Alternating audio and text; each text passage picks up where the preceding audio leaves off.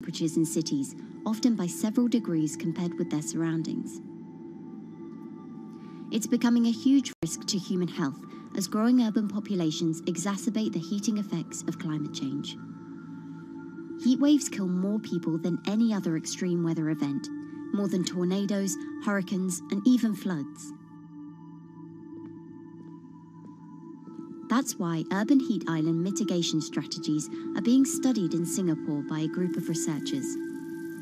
The government-backed project called Cooling Singapore is now in the process of combining everything they've learned to create a digital tool that can help cities all over the world, starting with Singapore.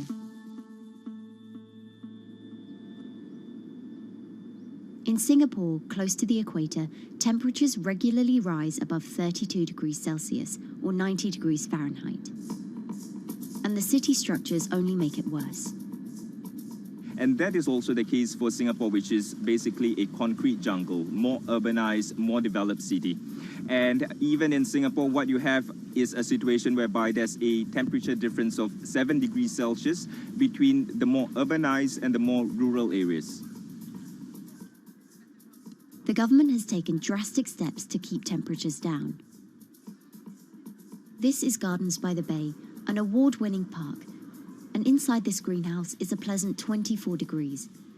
That's because the dome, along with 24 nearby towers full of thousands of people, is chilled by what's probably the world's largest underground district cooling system. It uses a large central plant that cools water and then pipes it into banks, residential towers, an exhibition centre, shopping malls, and the city's iconic Marina Bay Sands hotel and casino complex. So one of the biggest perks of using this system for the buildings is that they can save 40% in terms of electricity usage compared to your traditional air conditioners. And with Singapore relying on natural gas for most of its power, this new system means emission savings equivalent to removing 10,000 cars from the city's roads. That has big implications for the rest of the world. If things stay as they are, more than a third of the world's electricity could end up being used to cool buildings and vehicles by 2050. As the world gets hotter, gets warmer, there is a greater need for air conditioning and as well as refrigerators, for instance. And the more people are buying these household appliances, the more energy usage they use, and they release heat more, and that then exacerbates climate change. It's a vicious circle. And so since 2017, researchers at Cooling Singapore have been identifying design solutions that reduce our need for so much cool air in the first place. One thing many cities have in common, and that's the importance of vegetation. That's a very important measure to mitigate the urban heat because of the shading effect, of course, and the psychological effects of the vegetation, and also because of the possible evaporative cooling effect of the vegetation. Vegetation can be, of course, on the ground floor in form of trees and shrubs, and you can walk under them. This is the so-called canopy layer that the vegetation forms above us. But vegetation can also go up the facades of buildings, and it can go to the roof of the buildings. Luckily, Singapore has been striving for the garden city feel for quite some time. It was a vision initially introduced by then Prime Minister Lee Kuan Yew in 1967 to make life more pleasant for people. And today, Singapore is one of the world's greenest cities in terms of urban vegetation. Kampung Admiralty, a community centre that contains health facilities and social spaces, now provides more green space than the plot of land it was originally built on. It's topped by a roofscape of staggered terraces covered in local plants, which functions as a community park. And a village green in the centre that contains farm plots for residents to tend to. Park Royal on Pickering was designed as a hotel in a garden that doubled the green growing potential of its site. There's now 15,000 metres of sky gardens, reflecting pools, waterfalls, planter terraces and green walls. And the government has big plans as well. Singapore actually has a plan to plant 1 million trees and add more green spaces over the next 10 years. It is actually a mix of wanting to reduce the urban heat island effect, but on the other hand is also to get the people to be more connected to nature. But it's not enough. The city-state has still been warming twice as quickly as the world average over the past 6 decades. That's why Cooling Singapore has developed a catalogue of other potential heat mitigation measures. When you try to mitigate the urban heat island effect in a city or in any building, in a village as well, the first place to start is by shading of the windows. You have to keep areas clear so that the wind can move through it. Water of a certain depth can act as a very good thermal buffer. If you have to construct heavy buildings such as high-rises, at least you can make the surface, the facade, less heavy, and you can protect it from direct sun penetration. We have to make sure that no combustion engines will be in the city in the middle, in the medium to long-term range. So ideally, the electricity production is outside of the city, and you bring just the clean electricity into the city. You can at least minimize the use of energy in the city, and you can start to slowly convert the roofs, the facades of the city into production areas for renewable energy. In Singapore, unfortunately, this is a limited option, but in the long run, it could produce up to 20-25% of the energy, of the electricity needed in Singapore if all the roofs and the areas in the buildings, on the facades would be used to do that. With so many different ideas, Cooling Singapore is also designing a virtual model of the city to test them out. It's called a Digital Urban Climate Twin, or DUCT, that will calculate how each element of the city's design will impact the urban heat island effect. That means we model not only the geometry of the buildings digitally, but also we model the transportation, the insulation, the temperature, the radiation coming from the sun, the weather, the local climate, the even very, very microclimate of the city, the water, the movement of people in the city.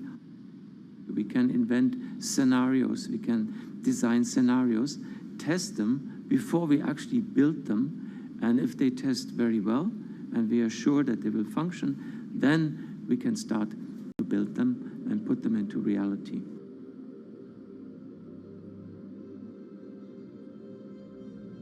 Singapore will be using this new tool to figure out which actions it should take next. And the model can be applied to any city, whether it needs to keep heat out or keep heat in, which will ultimately save energy, slow climate change, and improve our quality of life. So this is something that Singapore will be able to export, maybe even together with its city development systems that it already has.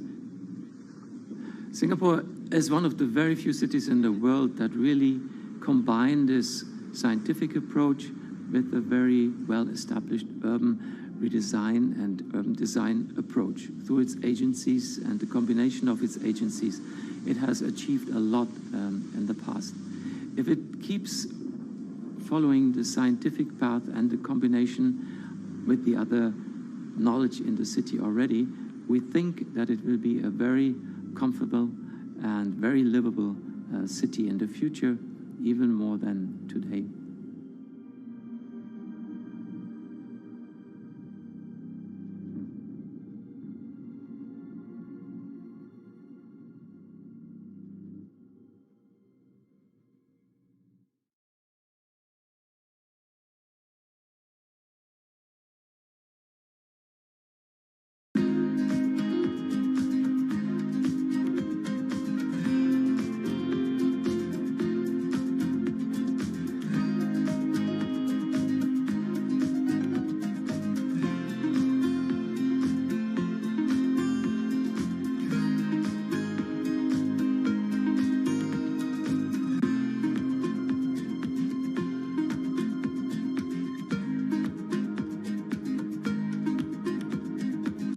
Times are tough. Jobs are scarce. It's risky to be outside and around others. Seems like there's very few ways to make extra money during a pandemic. So I guess I'll just hunker down and binge social media until this all blows over. Wait, don't these people make money? How do these people make money?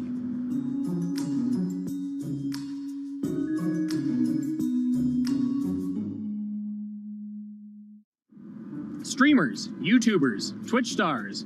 How do they make money? Is it a lot? Is it a lot of work? I know, I gotta ask somebody in the biz, and I got just the guy. Austin John Plays. This is your full-time job now, right? As of November of last year, yes. This was always just kind of like a side thing. Like any money that I made from doing my videos and whatever else, I never touched that because I didn't really think of that as being like real money. And then it started coming in more and more. And then it was like I hit my first day that I broke $1,000 and I was like, this is actually going to be money. How did the YouTube channel come to be? When the game Pokemon Sun and Moon came out for the 3DS, there was like things that I learned about the game, and then I wanted to just share that information with people. And at the time, I didn't have any way to capture a screen or anything, so I found like generic footage, and I kind of put it all together with so much editing. And that video got 6 views.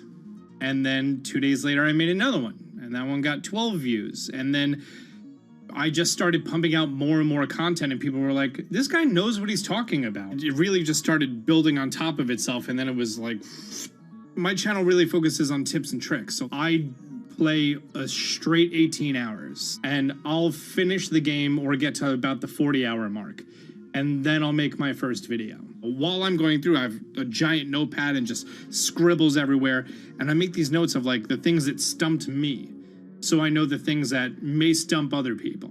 What do you need to think about if you're building your YouTube channel? 1, you need to do something that you're passionate about.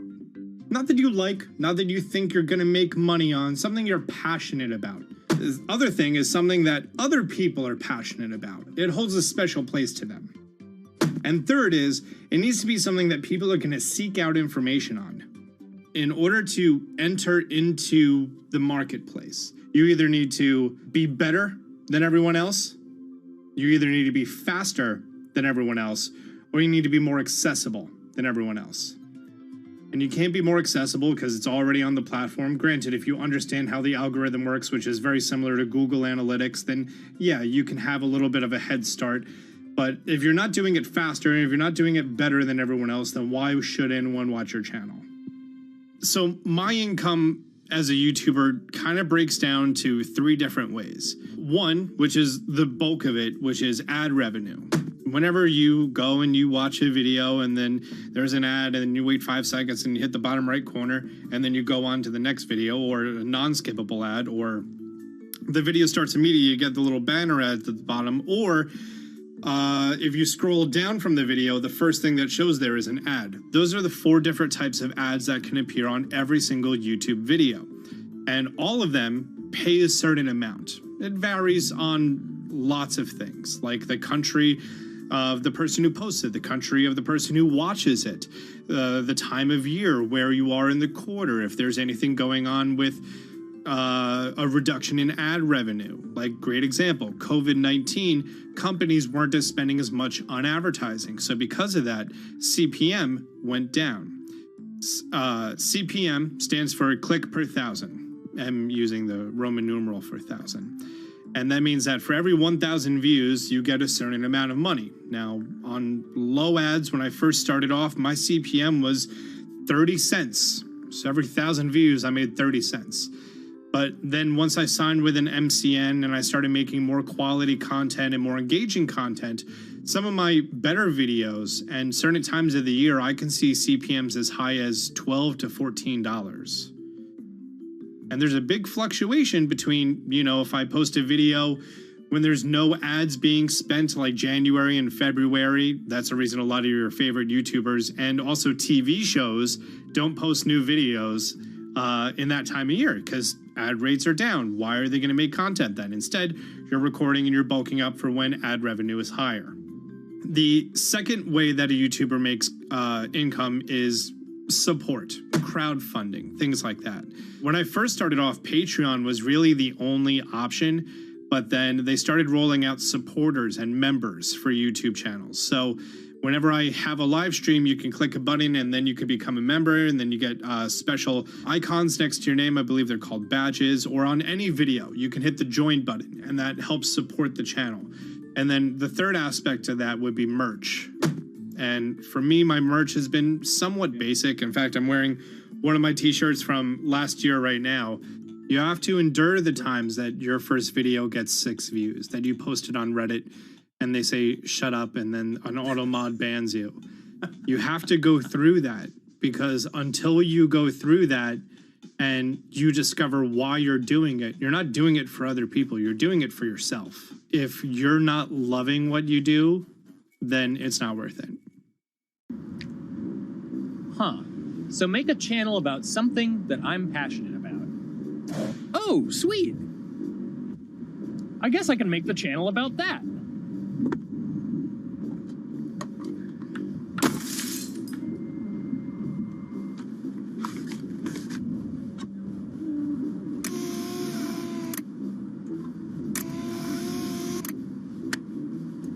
Now, how do I grow an audience? How do I get popular? It's all about diversification, right? You have to have a massive Twitter following. You have to have a massive Instagram following. You have to have a massive YouTube following. Of course, you have to be on Twitch, which is the key platform. But basically, any way you can get in front of your audience, you can engage with your audience, is going to drive those clicks, which ultimately drives the advertiser revenue that you get back from all of these platforms. It's me and Dan playing video games and talking in a funny manner over them. They're not just people who are good at games, they're actually people who are good at online engagement, online entertainment, first and foremost. You have the right to remain stylish. Anything you wear can and will be used against you in the court of fashion. The streamer is either very, very talented at the game. The best player in the game is generally going to draw a crowd because people like watching people who are very good. On the other hand, they're either very, very good or funny, charismatic, whatever it is on that side. Oh, no. You know, it becomes more of a show where they talk about other things outside of the gaming world, and gaming becomes really just a backdrop and an excuse to engage with that audience. There were those weird, like, Ronald McDonald, like, straight to VHS movies. You remember those? I'm personable, I'm chatty. I would kind of, when boring things were happening in the game, I would ramble on about, movies I'd watched or books I'd read and, or conversations I'd had and stuff like that. And so I think being personable was a big part of that. It's not just getting on and playing games. It's getting on and being an entertainer. You are putting on a show. All right, now let me go ahead and grab the samurai sword that every gym has. Okay, he's dead. To have a larger audience and to have that audience, I think, stay with you, you have to bring something extra. You have to find your niche. You have to find what works and what connects with the audience and what makes them laugh and what makes them keep coming back. You got to make it a little more exciting, all right? Throw in a hanging bishop. Have everybody in suspense for a moment. I think the real most important thing is to just get used to being on camera. Like in any sort of performance thing, is get used to talking on camera. My first few videos were terrible, but because I sat down and did it for 6 to 8 hours a day, I just got used to talking and I got over that uncomfortable hump. If you go into Twitch purely with the expectation that you're going to make money, make a job out of it, have all this growth, and it's going to be great, you're probably going to burn out prior to getting to that point because there's very little payoff for a long time, right? Like multiple years generally before you really start to see a payoff. And so, those first few times you're streaming, nobody is there. One person shows up every 30 minutes, says hi, maybe, and leaves, right? Like, it's very discouraging, I think, for a lot of people. And so you have to be there just loving it. You have to love talking to yourself when nobody is around. You have to love just the game that you're playing, all of that stuff, because it takes a while, and I think a majority of people burn out prior to getting to the like profitable point of it. And there you have it. My very own YouTube, Twitch, Discord, and streaming channels all ready to go live. It's a veritable social media ecosystem just on the verge of thriving. So, don't forget to smash like and subscribe, and visit my Patreon for perks. Also, go to my merch page. And one last thing, stay cool, my friends.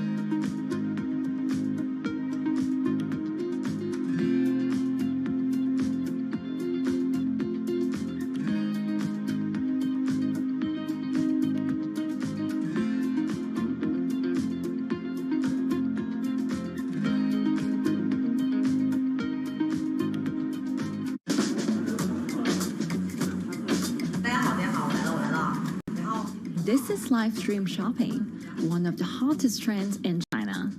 Every night, tens of millions of people watch live shows hosted by influencers like Via and buy the products they recommend.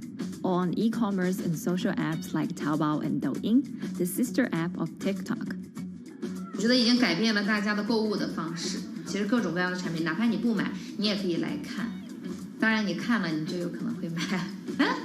It's not about, only shopping. It's about the experience. It's about having fun. You got to see 3D. You got to see in some kind of action. It's almost like a theater act. The internet craze has taken over China. By the end of 2020, the country had almost 400 million live stream shopping users. China's live stream e-commerce market has also grown dramatically, with an estimated value of $161 billion in 2020. It's becoming popular outside China as well. So, is live streaming the future of shopping?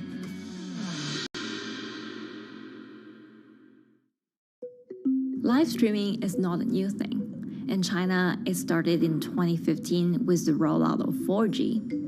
And it was first used for entertainment and socializing. Many live streamers performed for their followers or chatted to them, making money by receiving virtual currency and gifts.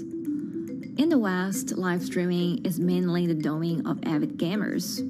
In China, it's broken into e-commerce.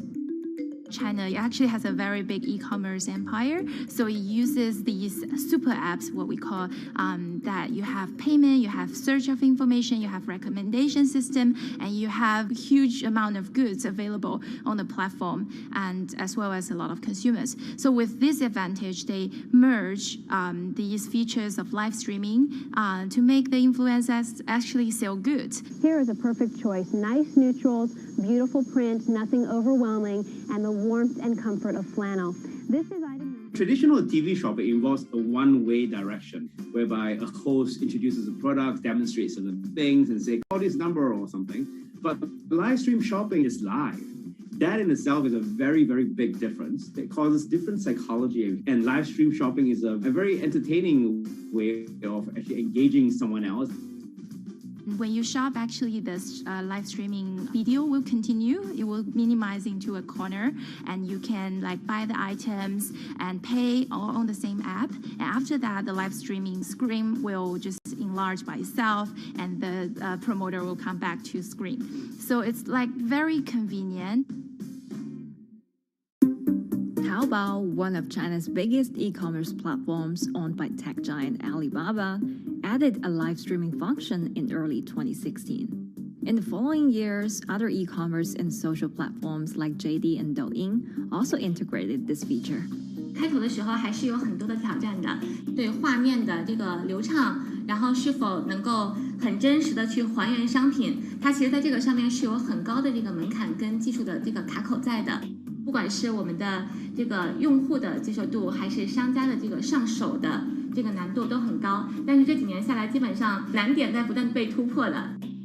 Over $70 billion worth of goods was sold via live stream on Taobao in the year through March 2021. Latest surveys show that over 60% of live stream users in China were watching shopping shows, and over 65% of them shopped at least once via live stream.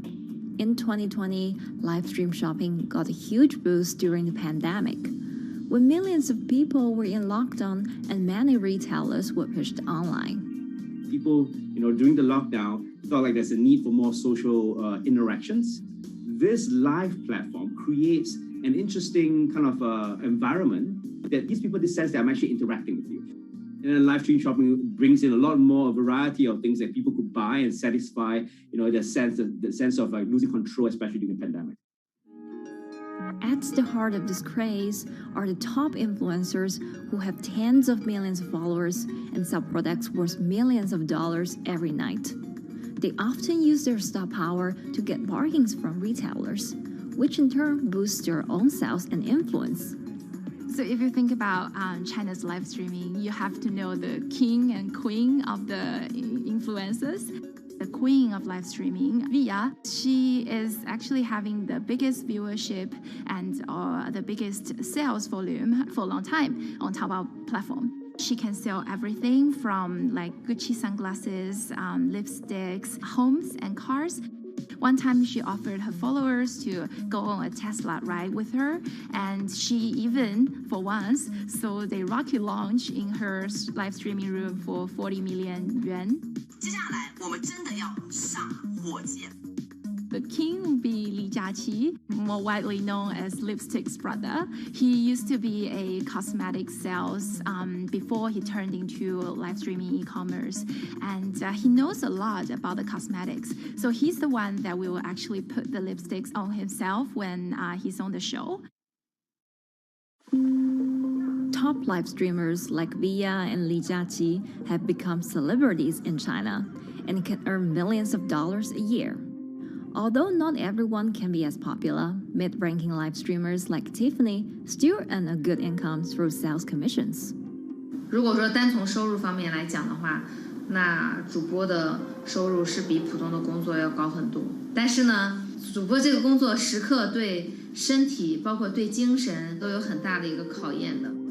就是每天需要集中精力，然后长达5-6个小时，这种状态是很累的。而且这5-6个小时的话，你是脑子是不停的，然后嘴巴是不停的，然后手也是不停的，眼睛也是不停的。像我们做主播，不是说单一的只做直播一件事情，然后还会有选品的一些工作，然后还会有一些其他的事情排在里面，其实是没有个人生活的。那我觉得增强粉丝影响力的话，不是说某一件事情。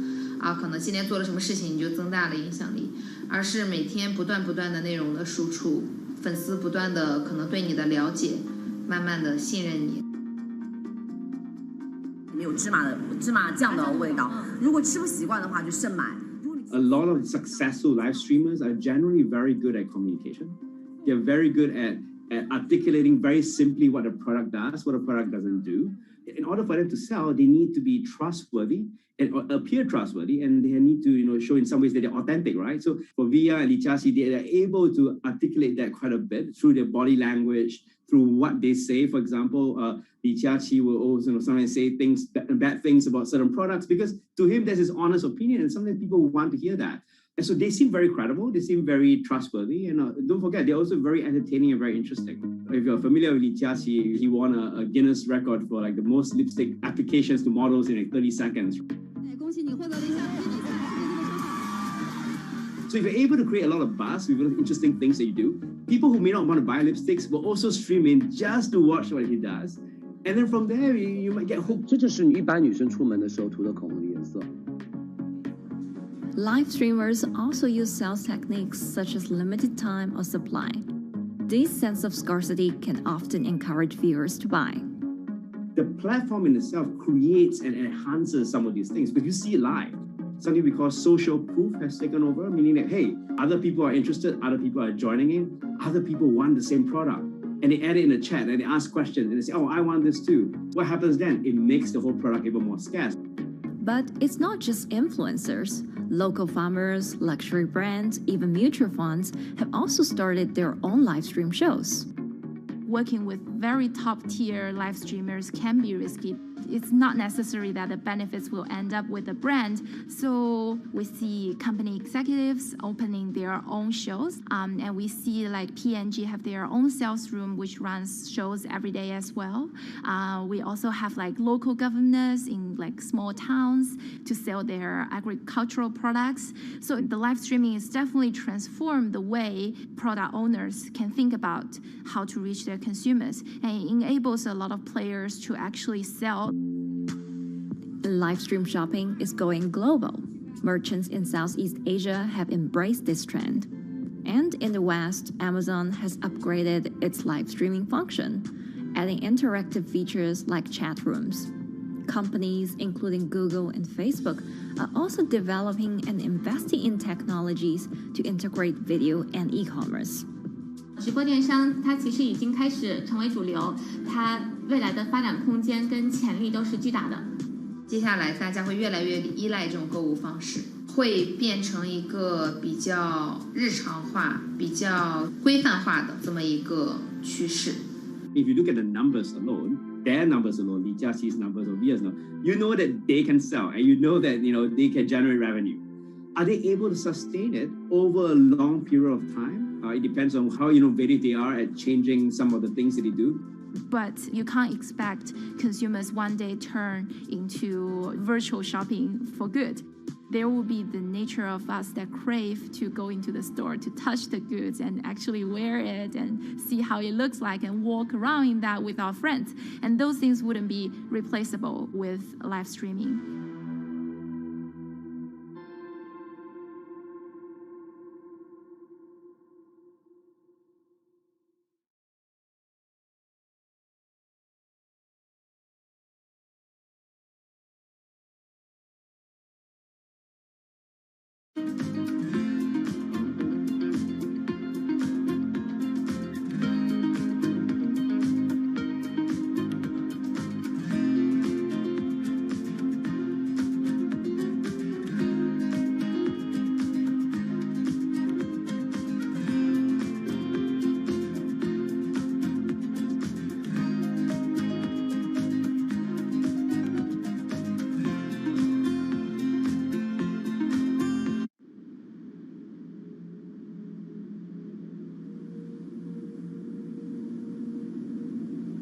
You could imagine that the oceans are actually the largest battery. We're storing huge amounts of energy in the oceans. The wave motion can be very deep. It can extend down several hundred meters. And once it gets to the near shore, from about 50 meters, the whole water column is moving backwards and forwards. As we search for ways to reduce our reliance on fossil fuels, some are looking to a largely untapped potential source of renewable energy. In theory, waves off the coast of the United States alone could generate over 2 trillion kilowatt hours of electricity a year, enough to power more than half of the country. Waves intensify and subside not as quickly as the wind, and that means that it can produce a smoother power generation curve. One of the potential advantages of wave energy is that it could act as a complementary source of power compared to other renewables on the grid if it were to be scaled up to commercial scale.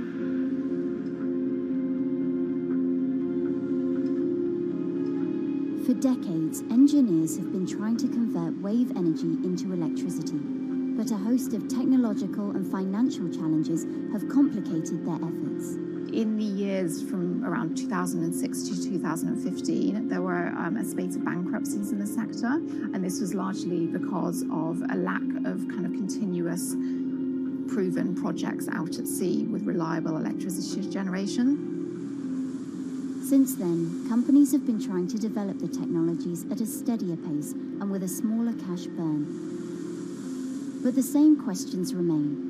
Can companies develop devices and technologies that actually work? Is wave energy just a novelty or something that can become a major renewable energy source?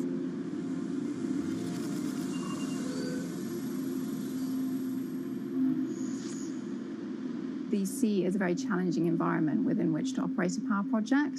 So seawater is corrosive and conditions are very rough. So this means that power projects don't have a very long lifetime, and it increases operating and maintenance costs. Partly because of that, many early wave energy projects hit rough waters, such as the Palamas Wave Energy Converter in Portugal and the Isla Limpet project in Scotland. But that hasn't stopped others from trying. Companies are focused on testing projects out at sea, proving their durability, trying to raise capital and bring down cost.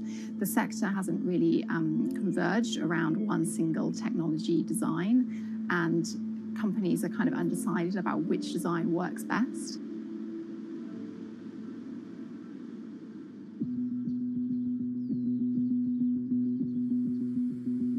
Finland-based AW Energy is a veteran in the sector. The first proof of concept of the company's device was made in the 90s after diver Rauno Koivusaari observed the strong back-and-forth movement of a hatch cover in a shipwreck in the Baltic Sea. The waves are generated far from the coastline, so the wind blows on the surface of the water, causing the water particles to rotate, and that rotation extends deep down below the surface, and the waves can be very long. They can be several hundred meters long. And as they come into the near shore, this rotational energy turns into an elliptical energy, and eventually backwards and forwards, as you probably noticed if you've been swimming on the seashore in large waves, you're pulled in and out. That's the energy that we're extracting. But there's a sweet spot where we deploy, so around 10 to 15 meters of water depth. That's where there's still strong wave energy coming in. After years of research, prototyping and testing, the company has deployed Wave Roller, a 350 kilowatt device in the waters off Portugal. Wave Roller has an 18-meter wide and 10-meter high steel panel fixed to the seabed via a floatable foundation. The panel moves back and forth with the waves, capturing the energy. It's submerged in the depth of 15 meters, so it's protected from the extreme waves. We generate electricity by capturing the movement with hydraulic circuitry in a machine room underneath the surface. That hydraulic energy we turn to electricity with hydraulic accumulators and hydraulic motors, and also a generator. The Wave Roller has survived large waves at sea for over a year and delivered electricity via an underwater cable to the grid in Portugal. Meanwhile, the company has won a €2.5 million grant to work on an upgraded version of the Wave Roller, aiming to increase the electricity generation capacity to 1 megawatt. The upscaled device would have a bigger panel, 2 power takeoff units, and improved software to control the energy production. We have taken into use a wave prediction algorithm that kind of tells us what kind of waves are coming in to our device.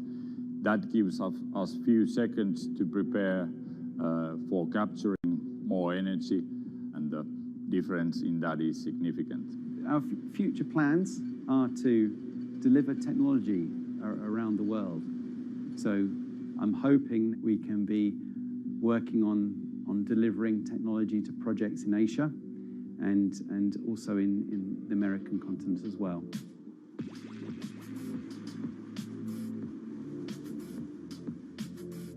Meanwhile, Israeli company Eco Wave Power is taking a different approach to capturing the power of the ocean. For the company's founder, Inna Braverman, developing new sources of renewable energy is a personal mission.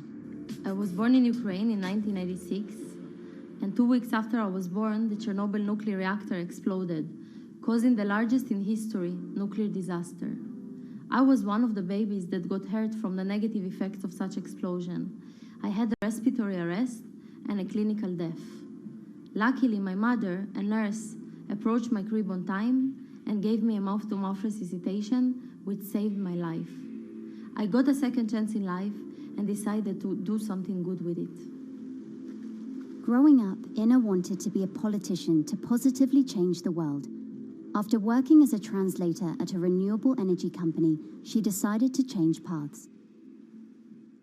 Solar and wind energy were fully commercialized. There were a lot of amazing technologies implemented everywhere.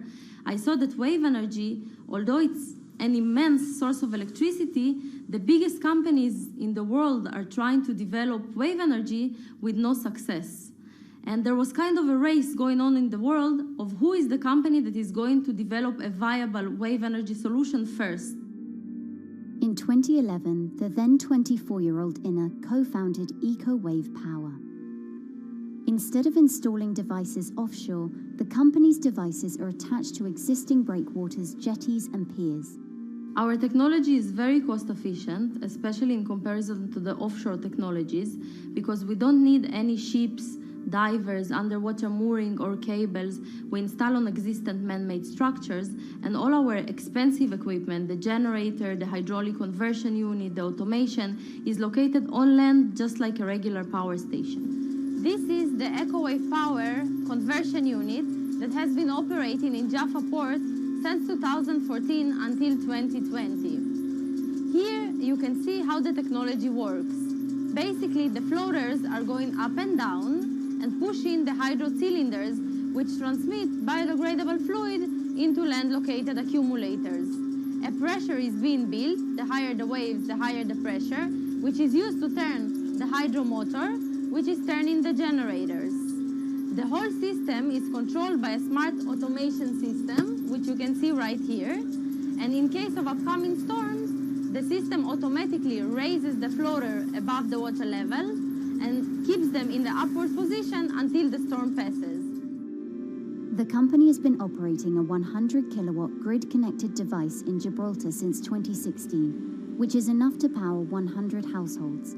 Currently, Inna and her team are working on another 100-kilowatt project at the port of Jaffa in Tel Aviv. The project will be also the first time in the history of Israel that wave energy will officially connect to the electrical grid. And our goal going forward is to expand it to all suitable breakwaters in the city of Tel Aviv and to supply a significant part of the city's electricity needs.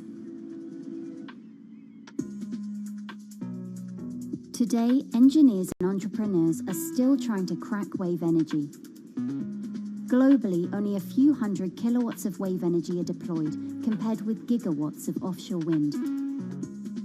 But the field has come a long way in recent years, and with the right engineering solutions, this new power source could eventually become competitive with more mature renewables like solar and wind. I would have a lot more confidence in the successful wave energy companies today as opposed to like 20 years ago. But in the next few years, or maybe the next couple of decades, it will be more likely to be used in remote locations like islands that are otherwise dependent on expensive diesel power, or out at sea on gas decommissioning rigs, or for powering underwater autonomous vehicles. So definitely, wave energy can compete with other renewable energy sources, but I personally believe that this is not a competition. In order to have a 100% renewable energy friendly world, we need all renewable energy sources to work together.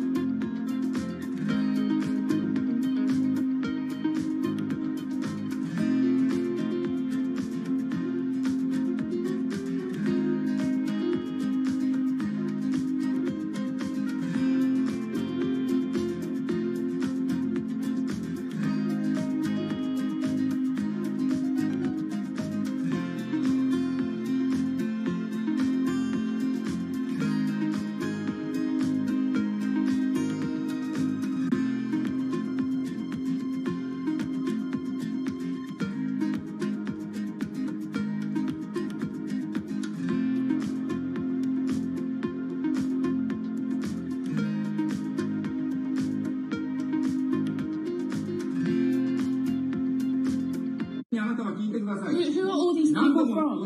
Who are all these people from?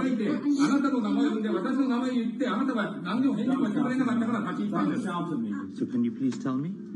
I'm not going to... please wait.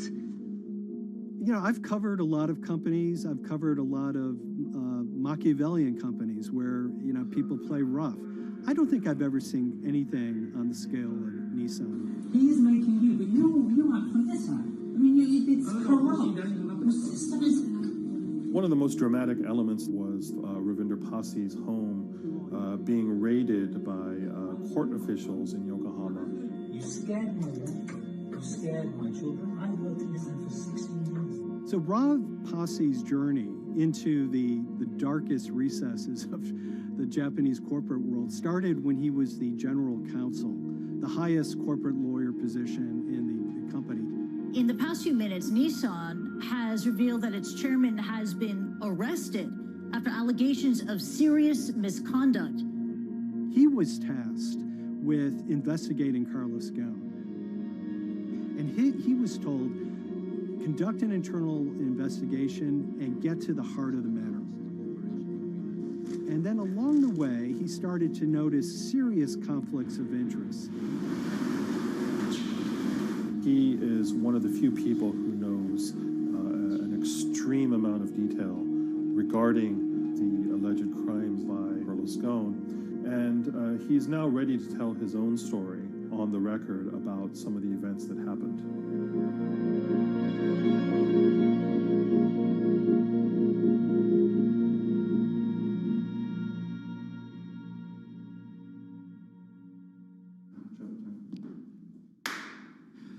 My name is Ravinder Passi. I'm the former Global General Counsel of Nissan Motor Co. Limited. And you could say, yes, I had a front row seat in terms of what was going on.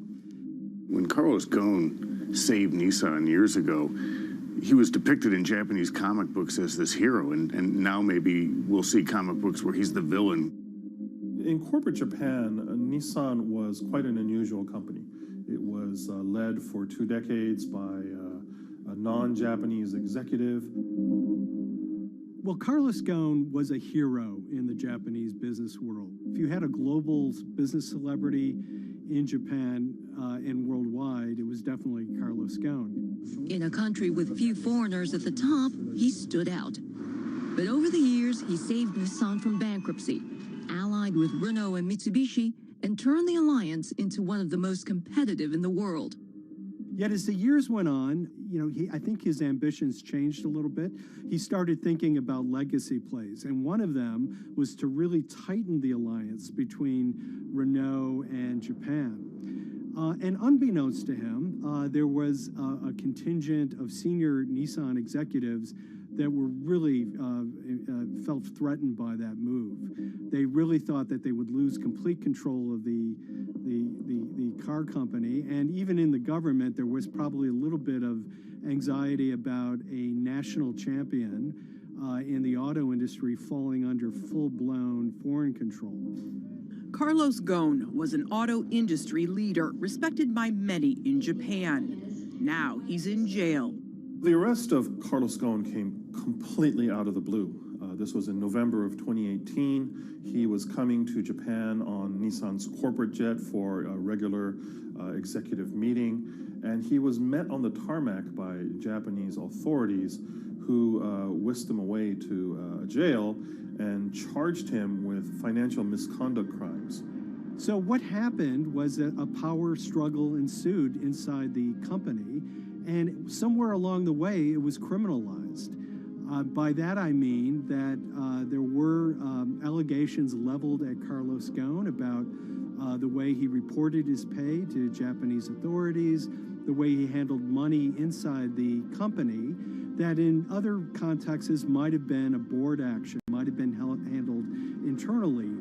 A number of executives at Nissan decided to take this difference and take it over to the Tokyo prosecutor's office, and that unleashed a chain of events that would shake the entire auto industry.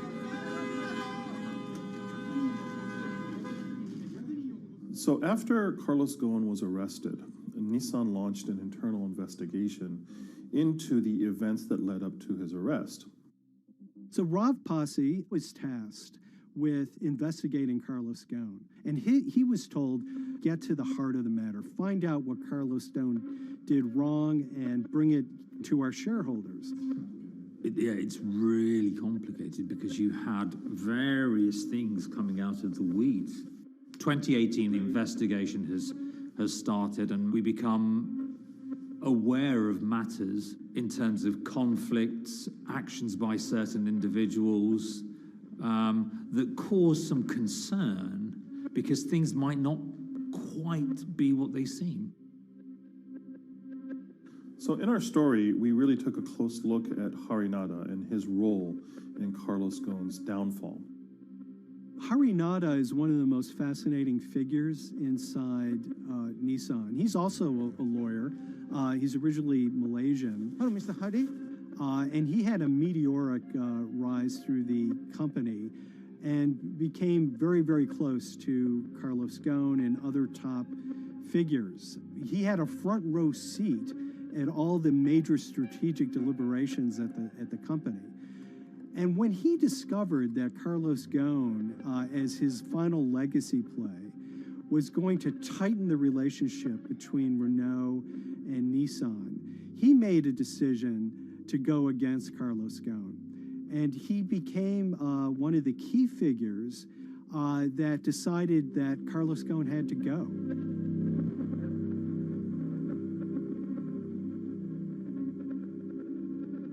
Harinada was somebody who actually recruited me into the company, so I have a long-standing relationship with him, or did have a long-standing relationship with him. For many, many years, he was a mentor. I had doubts about the credibility of the process right at the start.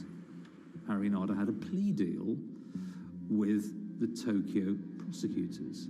Now, that suggests he was intrinsically involved in some of the wrongdoing, or the allegations of wrongdoing, and it just didn't smell right, just doesn't sit right. So there was a basic conflict of interest. In other words, Harinada had to deliver results to Japanese prosecutors to avoid his own criminal liability, and he's accusing and leading the investigation of Carlos Ghosn. Some of the people who had been involved in the original alleged crimes were also looking into the affairs themselves. Ravinder Passi began pointing out some of these conflict of interest issues. And the reason for that is essentially his concern was for the company.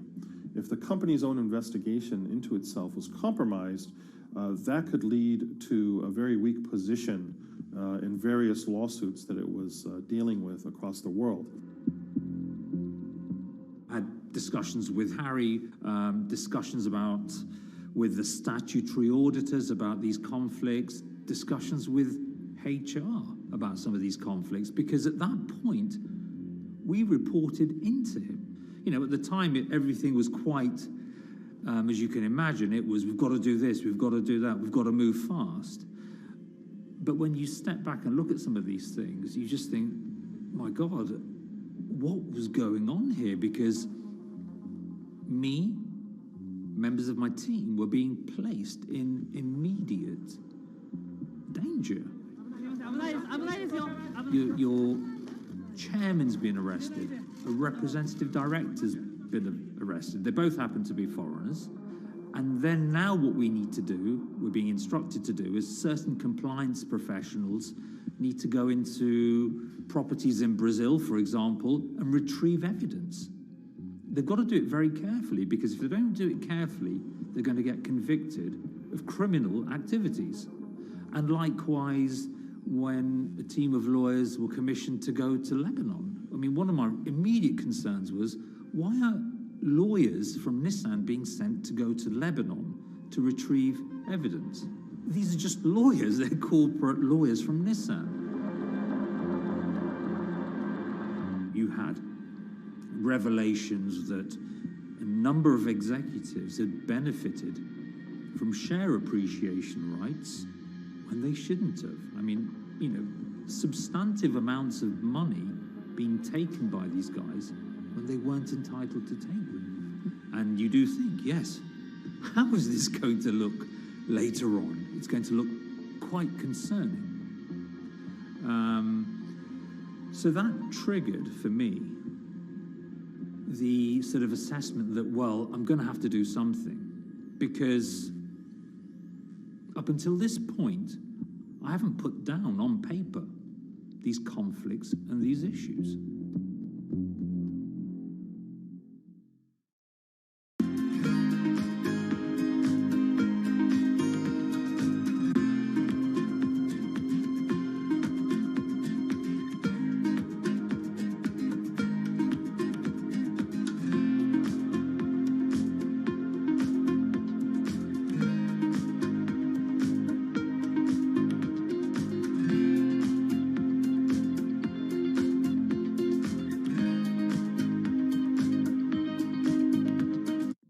So Rav Pasi makes a fateful move. He writes this letter to the board listing every suspicion he has in great detail, backed up by evidence, backed up by memos, of why this internal investigation had serious problems.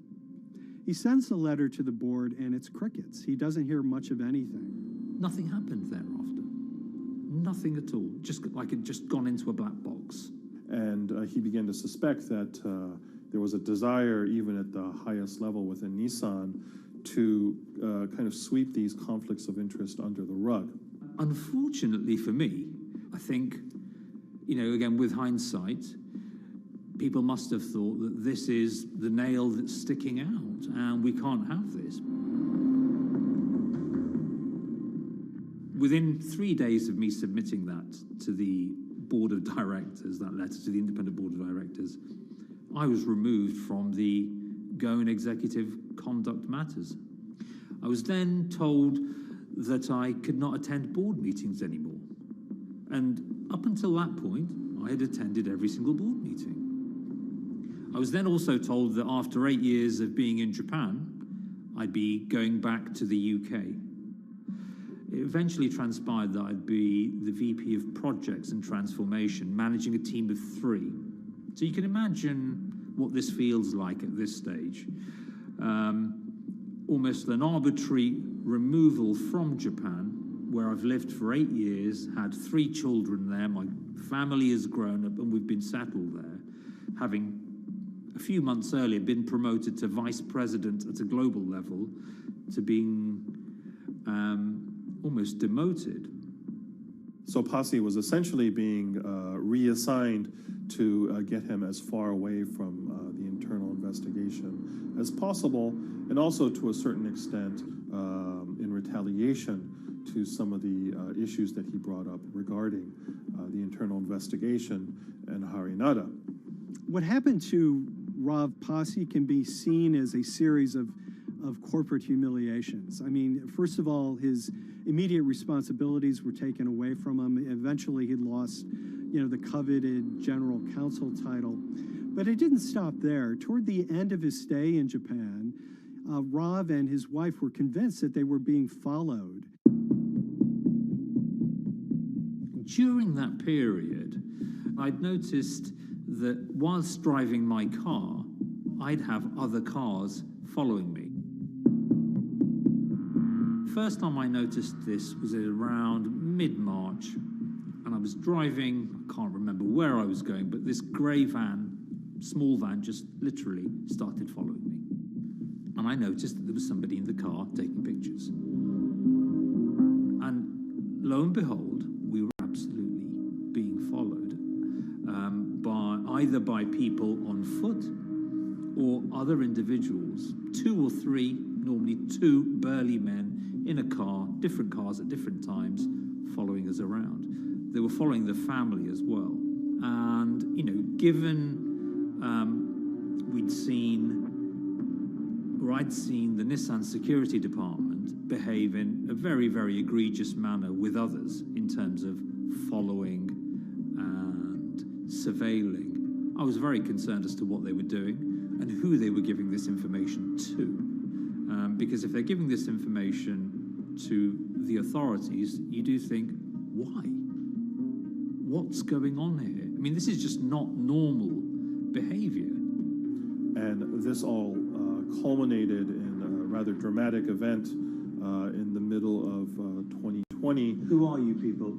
Where Nissan had hired a legal team and had obtained an unusual court order from the district court in Yokohama to basically do a legal team and had obtained an unusual court order from the district court in Yokohama to basically do a search and of his home and seizure of his corporate laptop and phone and other documents. If you don't let us in now, we have to break this key. So it's a pretty extreme way to treat someone who'd spent 16 years at the company.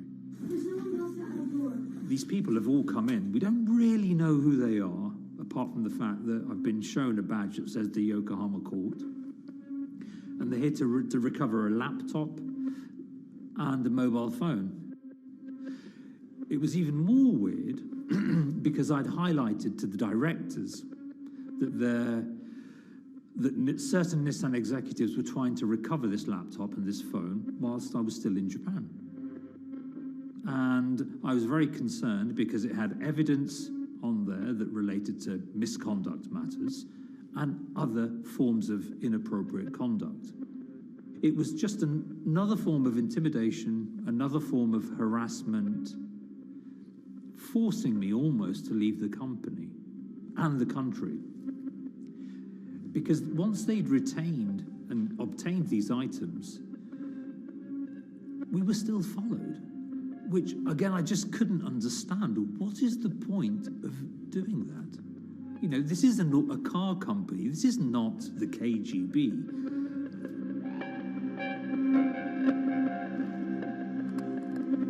I think it's fair to say that Rav Pasi didn't have full battlefield awareness of all the intrigue going on at Nissan. I mean, Harinata is interesting because he's both charismatic and charming, and one of the most brutal corporate infighters one could ever run across. This is a confidential company email, right? You should not have this. If he had fallen into line, he would probably still have his job at Nissan, be paid very well, and continued his work. A career that he spent 16 years building at Nissan is irretrievably broken. It's been smashed to smithereens. He and his family paid a huge price, certainly. But in terms of being able to sleep at night, I think he's come out ahead. I highlighted issues to the highest levels of the company so that they could be dealt with appropriately by those in charge. There was no response to those, and there was retaliation against me. What's really profound, like absolutely profound, is that none of your colleagues, I mean people who you have known for years, forget it. Yeah. You're on your own. Yeah. And you got to be ready for that. You've got to be ready for that. If you take it on anyway.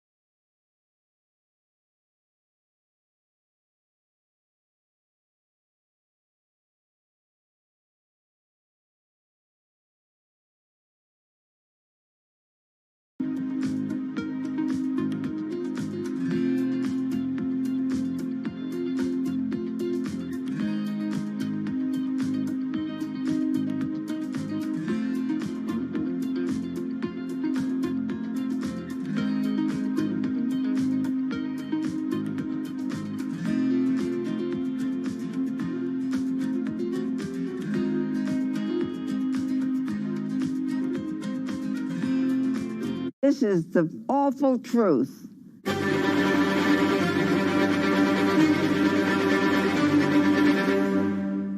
There's always someone in the family that's pushing it.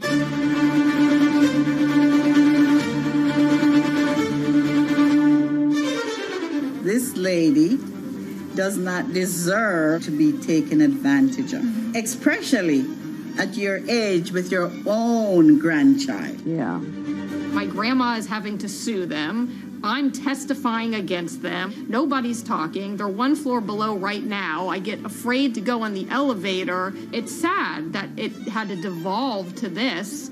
It's like a soap opera to me. It's a very sad thing. It's a family feud. A family feud. Here's a family that, on paper, you would think has the wealth that so many people seek, yet at the end of the day, it seemed to sort of rip everybody apart.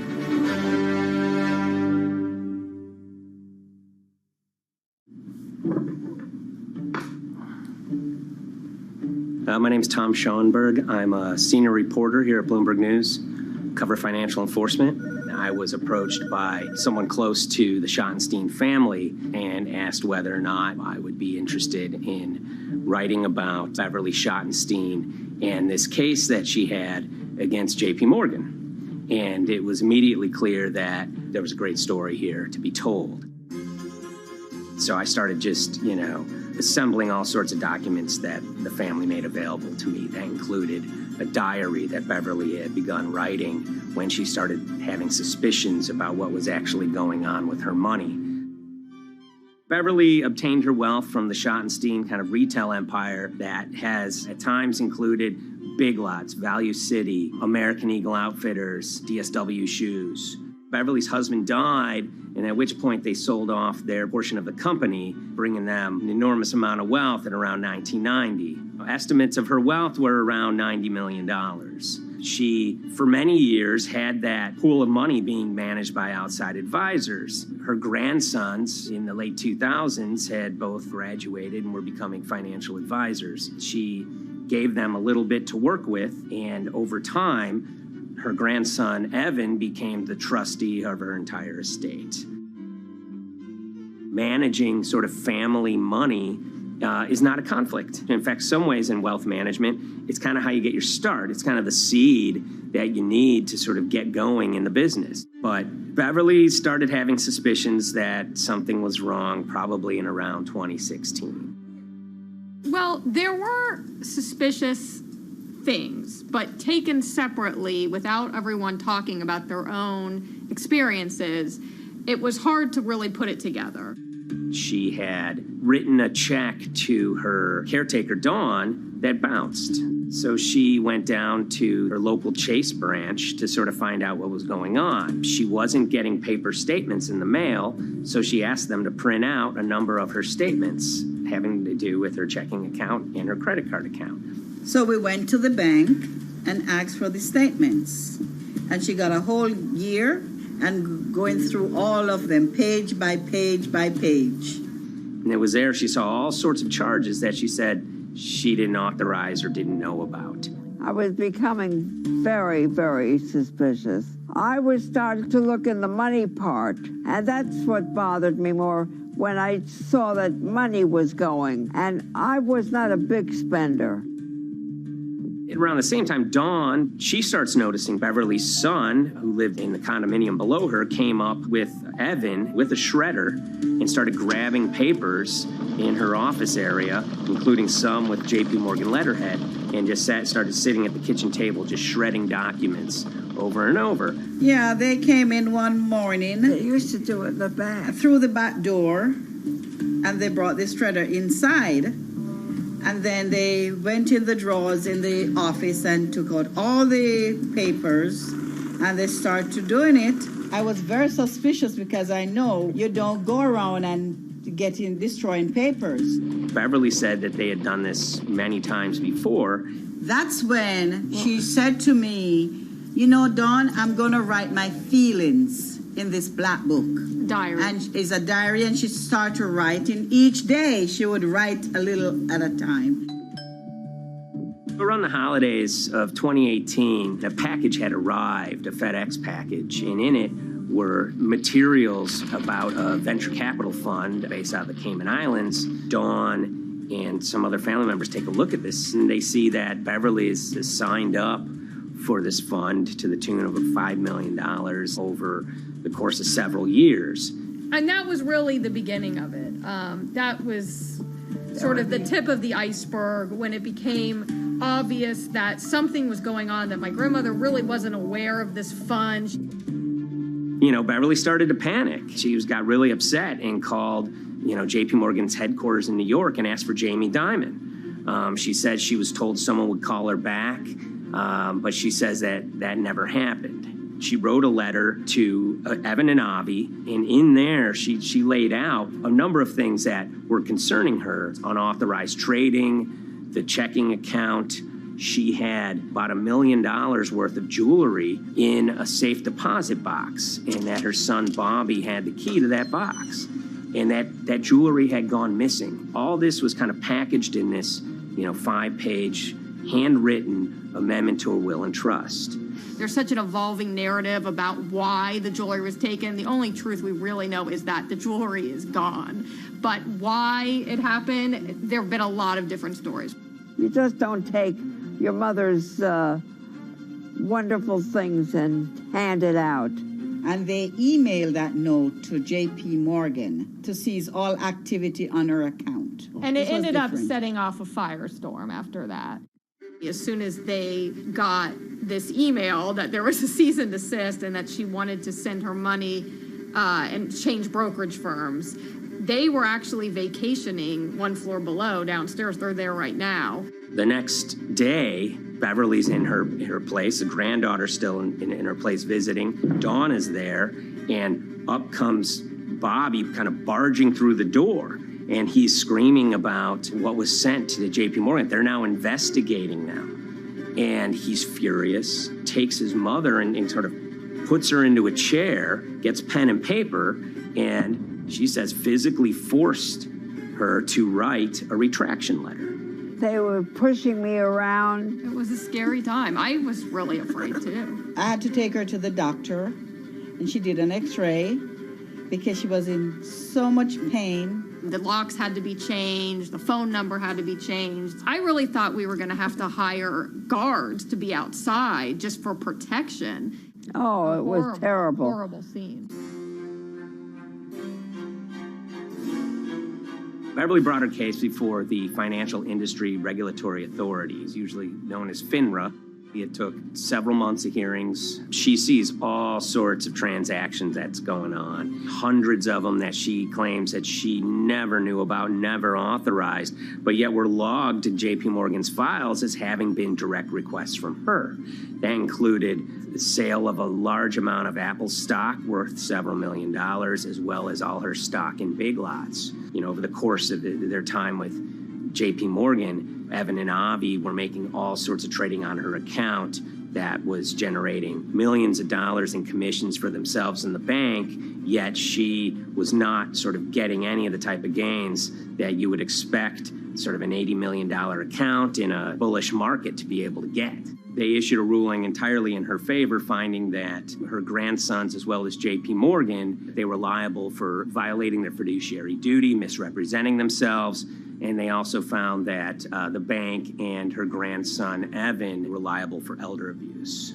Evan and Avi, they were fired from JP Morgan. They issued an award of about $19 million. I reached out for comment, and JP Morgan emphasized that Evan and Avi were no longer with the firm and that their actions do not represent the sort of values of the bank. I reached out to Evan and Avi, heard back from their lawyer saying that, they disagree with the law and the facts that FINRA kind of used to decide the case against them and are seeing if they can have it withdrawn. Her son, Bobby, wrote her a letter, said his sons weren't criminals, and he also admits to taking her jewelry. And he says he needed it to pay off some bad business debts he had. They never once came up to say, I'm sorry. If there had been an apology and some acceptance, and asking for forgiveness from my grandmother, I don't think we'd be in the position that we are now. Since the piece came out, we've received dozens of messages from people, many of whom are telling their own sort of personal tales of, kind of financial advisors gone bad, or family members who got control of an estate and abused, those within. It seems that it's really resonated with a lot of people. I keep, hearing a lot of feedback about Beverly and how, a lot of people feel she did the right thing. You're never too old to stand up for yourself and try to right an injustice. She was adamant that she wanted to stand up for herself, but at the end of the day, they did wrong. It's a painful life lesson. Beverly taught them that you don't mess with grandma.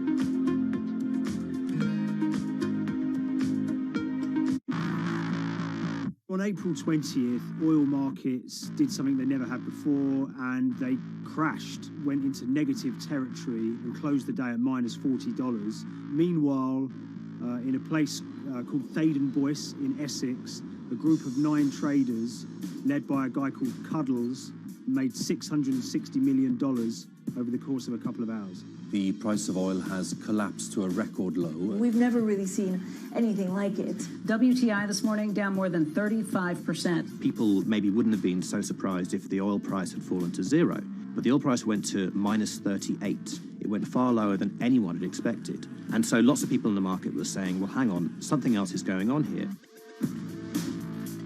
A couple of months later, I started to get wind through a kind of network of sources that a tiny firm in the outskirts of London had made a huge amount of money that day and potentially had some part to play in what happened. The information we got was that 9 traders at Vega Capital London had made in the region of $660 million in one day. As a group, I think they made as much money in one day as Apple makes from its international sales in one day. I mean, it's an insane sum of money. Did they pull off a fantastic trade? Did they predict the way the market was moving and get it absolutely right? Or was there something else going on, and had they actually done something that breached market rules in a bid to sort of push the market? And that investigation is ongoing.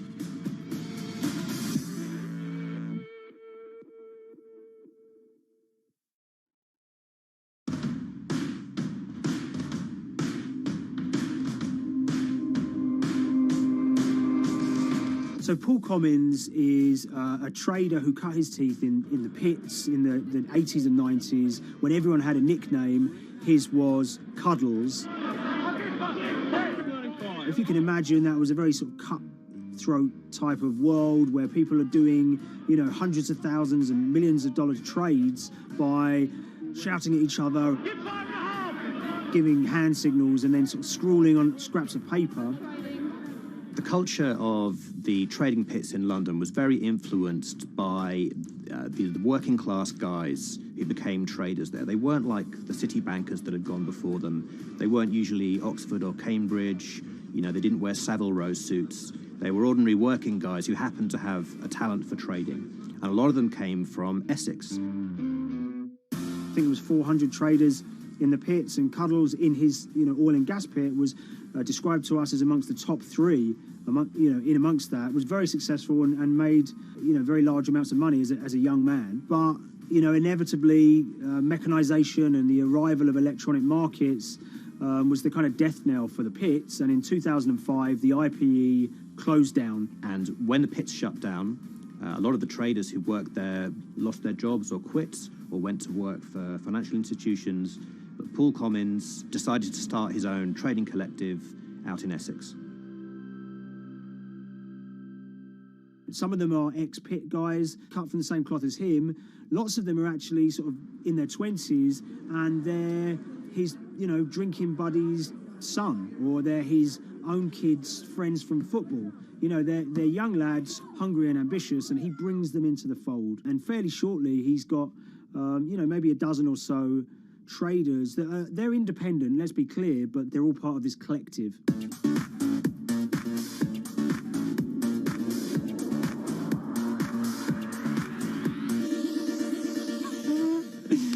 Yeah, I'll let Liam deal with Essex.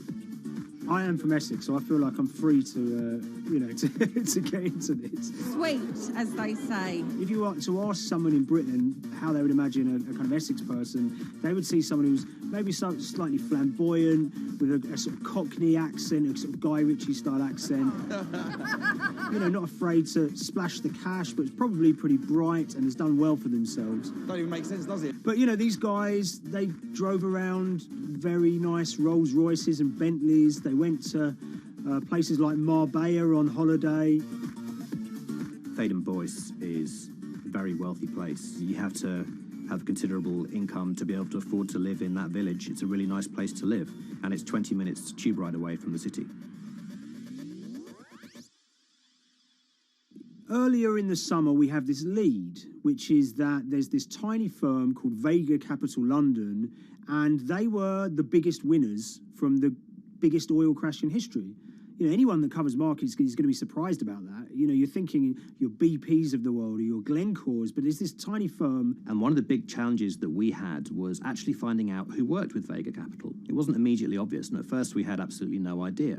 If you go to the Vega Capital website, it says it's under construction. If you do basic online searching, it's very difficult to find anyone who's publicly connected to the company. So inevitably, we're incredibly curious at this point. Like, who the hell are these people? The more reporting we did, the more it became clear that this group were connected socially as well as professionally. They went to weddings together, they played golf together, they would go on holiday together. We found out that a number of them were members of the West Ham Supporters Club in London. A few of them started companies together, so you could see all the connections between them and start to see a distinct group emerging. And it really just was this kind of shock that, this wasn't just like a hedge fund or a firm you'd never heard of. This was actually a group of buddies who all had the same experience on this day and had all made a huge amount of money. So if you're an oil trader, there's a number of different ways you can trade, and probably the most popular is WTI futures contracts. And it's basically a contract that says, I'm going to buy 1,000 barrels of oil from you at this point in the future, or I'm going to sell 1,000 barrels of oil to you at this point in the future. It's actually just a financial contract to gamble on to predict whether oil is going to go up or down. On the 20th of April in Essex, there had been signals for a while that this was going to be an exceptional day in oil markets. And we know that some of them arose early and started their trading in the early hours of the morning while it was still dark outside.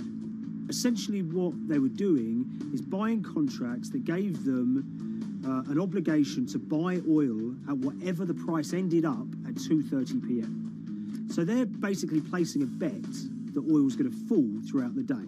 But they're simultaneously selling lots of oil as well. And whether they make a profit and how much profit they make is the difference between what they buy the oil for and what they sell the oil for.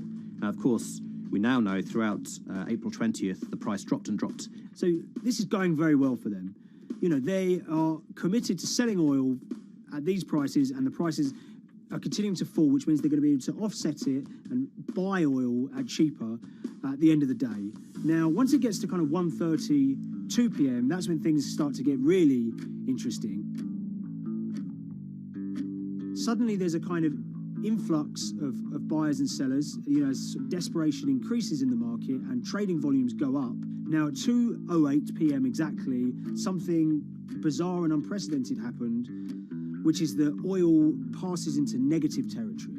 And it fell to a record level of minus $38. We've never seen anything like it, period, in terms of the contraction of the global economy. That huge gulf between what they were buying the oil for and what they were selling it for enabled them to make more money than they ever thought possible. So their profit was the difference between minus 37 and all of these positive numbers on every contract they sold. The price of crude briefly hit minus $37 a barrel. For one group of traders operating from a small office, it was a very, very profitable day. It's important to remember this had never happened before in the history of oil trading. No one could have predicted it. I can't think of another example of where you enter a trade and you get paid on both sides. You get paid both to sell and to buy. It's unthinkable. One thing we know about the Cuddles Trading Arcade is that they were very comfortable taking large risks. And, you have to be clear, this was a large risk.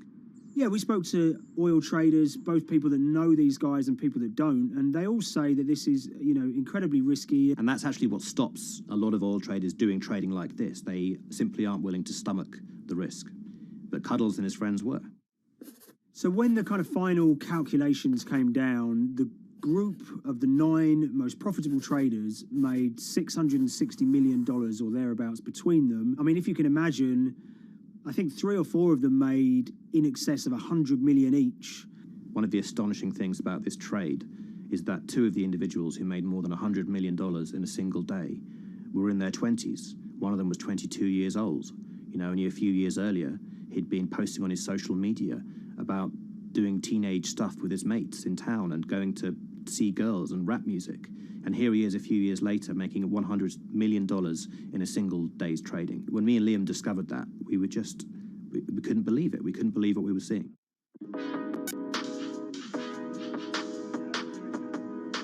Oil trading is a zero-sum game. Anytime you're making money as an oil trader, someone else is losing it. Amongst the biggest losers were the investors in this Chinese fund, Crude Oil Treasure Fund. There were thousands of them, and they lost everything. Lots of people had put their savings into oil funds. They lost money that day.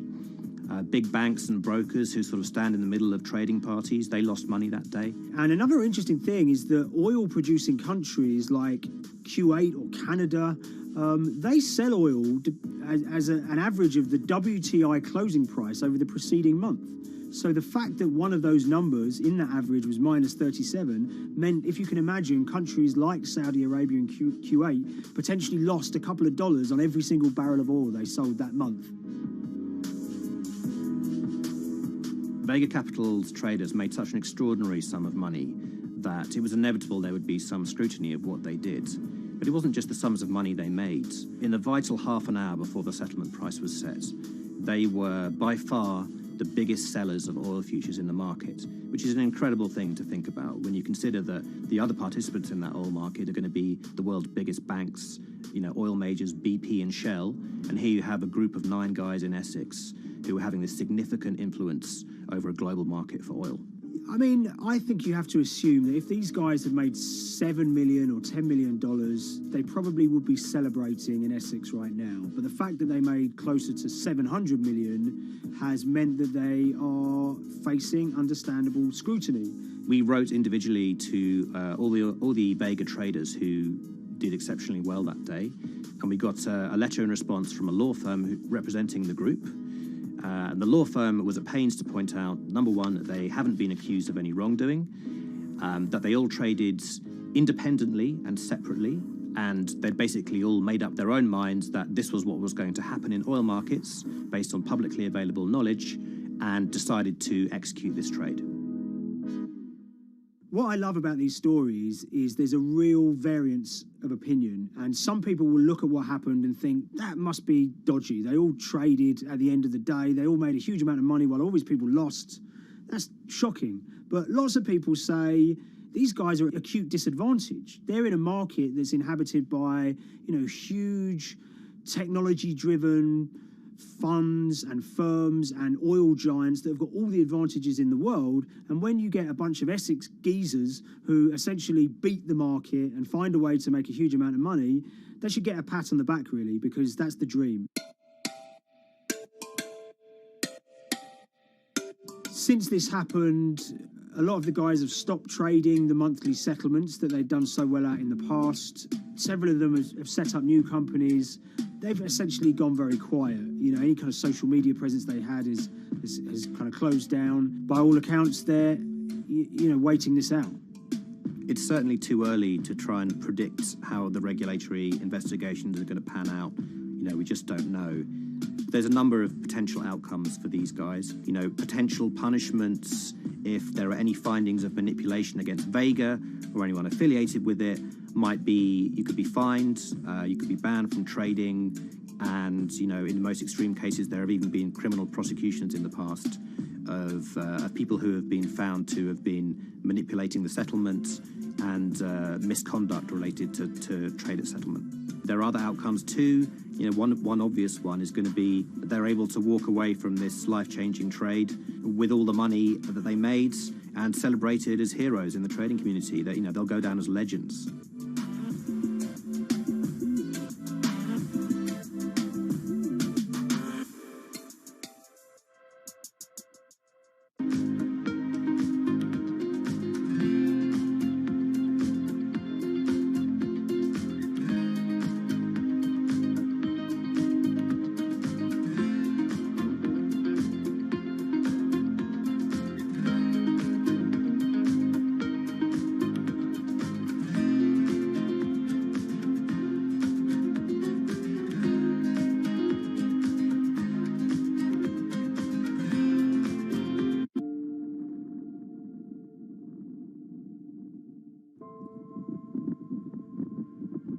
It's very important, given the nature of the climate crisis right now, for the general public to have an understanding of what progress is or is not actually happening.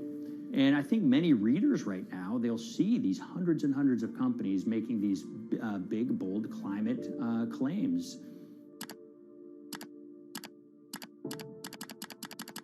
And they would be forgiven to think that we're well on our way to meeting the emission reduction trajectory we need to be on.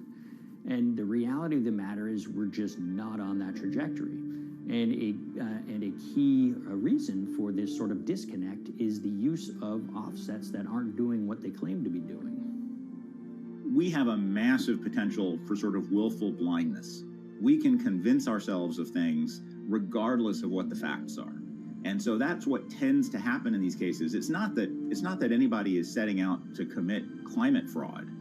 They sort of walk themselves into a situation and they convince themselves of one thing, and that allows them to convince themselves of another thing.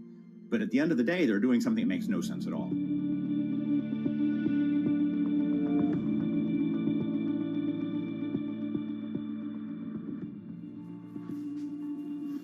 My name is Ben Elgin.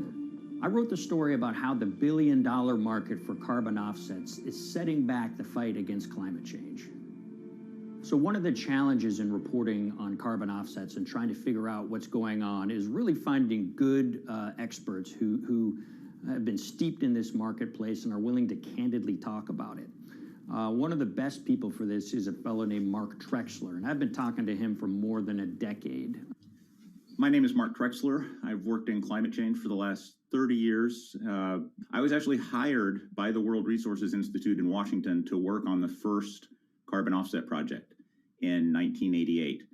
In terms of defining a carbon offset, one of the beauties, so to speak, of greenhouse gases, sort of the silver lining of greenhouse gases, when you put up a molecule of CO2 into the atmosphere, it can be anywhere in the planet in 7 days.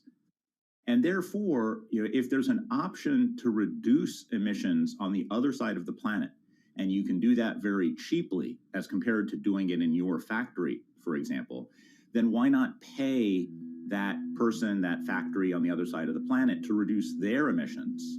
Then you are, in a sense, offsetting your emissions, and the atmosphere doesn't really see your emissions anymore. So carbon offsets have been around for quite some time, and they were actually key with these international climate agreements, such as the Kyoto Protocol, which mandated the wealthiest countries reduce their greenhouse gas emissions. The treaty was signed on the 11th of December, 1997. Decided. The business community in general saw carbon offsets as a huge opportunity to comply with whatever policies and measures might be coming down the pike on climate change much more cost effectively. We've seen a huge surge in companies making big proclamations about how they're going carbon neutral or zeroing out all of their carbon emissions. We're going to reduce our carbon footprint to net zero. Unilever is committing to net zero emissions. We can achieve a net zero emissions world. We began looking at these corporate claims of dramatically reduced emissions, and we noticed so many of these companies were using carbon offsets to achieve these aims. And as we began to look at the carbon offset projects themselves, what we found is that the environmental benefits claimed by these companies are not actually what they seem to be.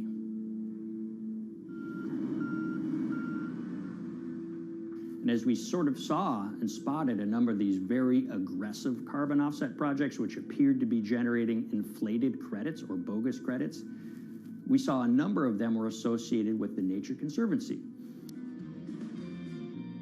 This surprised us. The Nature Conservancy is the world's biggest environmental group. They have about $1 billion a year in revenues, and they've been around for 7 decades. They've preserved about 125 million acres of land, and they've done so many good works over the years, and they've been very strong in terms of working with corporate partners. The Nature Conservancy has taken a different approach, a very pragmatic and pro-business approach. They will not go out and criticize a big polluter, but they're very happy to work with them. Some might say that, well, that's selling out, but others would say, and those at the Nature Conservancy would say, these companies have deep pockets. They can help fund important preservation work, and we have absolutely no problem working with them on this stuff. So companies are very warm, and they've partnered with the Nature Conservancy for many years. And yeah, it definitely lends a sheen of credibility to these projects. Here's 20 new reasons to visit Disney World this year. 1, 2, if you look at, for instance, Disney, that's a sprawling company with theme parks and cruise lines that burn up diesel fuel.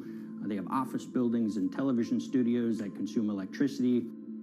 So these companies are trying to make major reductions in their carbon footprints, but it's very difficult to change these fundamental ways their businesses operate. So Disney has been a big buyer of carbon offsets that are orchestrated by the Nature Conservancy. One of the projects that they buy from is called Pennsylvania Ridges. And that's a plot of land. Most of the land is actually about a 3-hour drive outside of Philadelphia. Interestingly, this land, 3,000 of these acres, was actually acquired by the Nature Conservancy in the late 1990s. This land was imminently threatened. There was a pending logging contract on this land.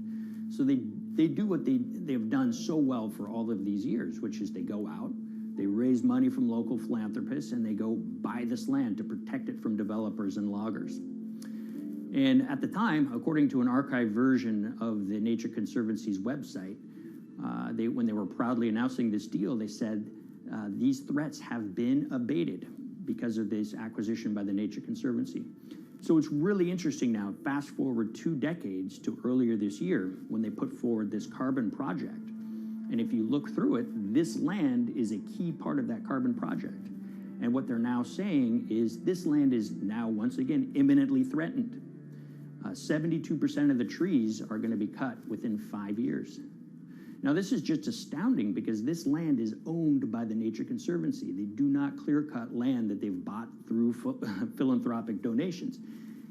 So this scenario that they've put forward to get carbon revenues is not really plausible. And what that means is when you have Disney coming in and buying these credits, when it eventually lowers its carbon footprint because of these credits, well, that won't be a credible or truthful claim by Disney.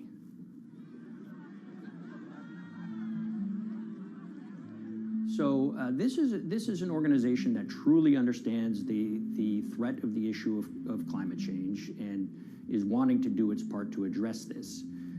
However, in this situation, it just appears their drive, which they've had for decades, to increase the amount of revenues that it can use for land preservation work, Nature Conservancy and many others see that the carbon credits as a pot of money that they can tap into to further their own benevolent aims. But unfortunately, what this has resulted in is claims of climate progress that just aren't really happening. So the Nature Conservancy defends vigorously these deals, and they and others will say, look, our projects are just following the rules that these registries set up. So some would also put some of the blame on the registries themselves because they're setting up the rules which allow these vapid projects to get up and sold. So we've reached out to all of the companies we mentioned in the story, including Disney. They didn't want to be interviewed for this story, but they all told us that, look, we have to rely on the experts out there, and those experts, they say, are these carbon registries that have been set up. Most of these Nature Conservancy deals are set up and sold on this exchange. It's called the American Carbon Registry. Now, it's the oldest of these registries that allow voluntary carbon credits to be sold. They've been around since 1996. What these offset registries do is they set up rules, and any carbon offset project has to follow those rules. But there's this tension that's always there. If the rules are too strict, then it's going to be very hard for carbon offset projects to get up and running. So there's this balance going on where the registries want rules that attract projects, but they don't want it to be so strict where it will disincentivize projects from getting listed.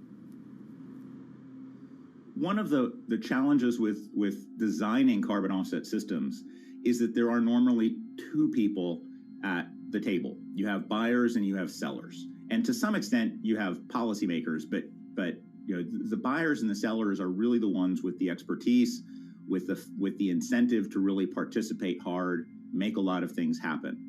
And the challenge there is that both of them sort of want the same thing, or they're both happy with the same thing. They're happy with low-cost offsets and a lot of them, because that works for their business model. You end up, though, with nobody really representing the atmosphere, so to speak. Nobody's really representing the climate in those discussions. And so the policies end up biasing the whole system, and you end up in sort of a race to the bottom, and that's what we've seen happen. You know, when it comes specifically to the topic of carbon offsets, you know, I am a fan of carbon offsets in the sense that they can help mitigate climate change. They absolutely can. But, you know, if we're not going to do it correctly in a way that actually does help mitigate climate change, then it's nothing but a distraction. And, you know, after 30 years, you have to start wondering, is it really just a distraction? And that's really unfortunate, but that's where we are.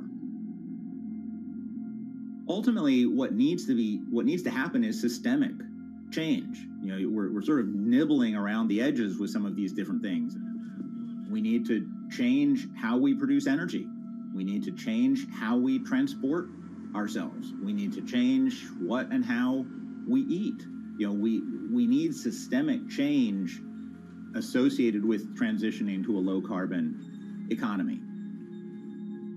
A lot of what we're doing today is not promoting systemic change. It's sort of trying to stick your thumb in the dike to preserve the current system. And at the end of the day, that can't really work.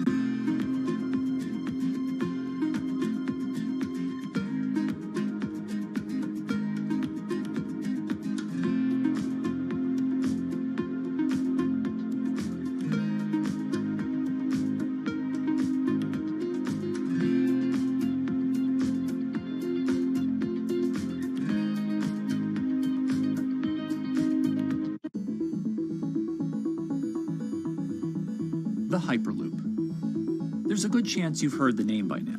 This is the Hyperloop system. It can take people hundreds of miles in minutes. The Hyperloop, a series of tubes that would transport people in pods at ultra-high speeds over long distances. It's a remarkable new form of transportation that can whisk people from city to city in a flash. 29 minutes from New York to D.C., 30 minutes from L.A. to San Francisco. For years, we've been seeing these futuristic, utopian renderings of some cross between a spaceship and a monorail. But lately, the Hyperloop is becoming much more real.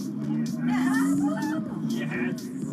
It was surreal to be even sitting inside a Hyperloop, and just even more incredible to actually be like riding down a track in something that was nothing more than a crazy idea 6 years before. Companies all around the world have been developing and testing the technology needed to propel passengers at speeds of over 1,000 kilometers per hour. But for many, speed is only the first step to unlocking the full transformational effects of a new mode of transportation. Fast is what we just sort of take for granted in the Hyperloop world. It's the network effects that really deliver the benefit. And that opens up a completely different scale of economic opportunity.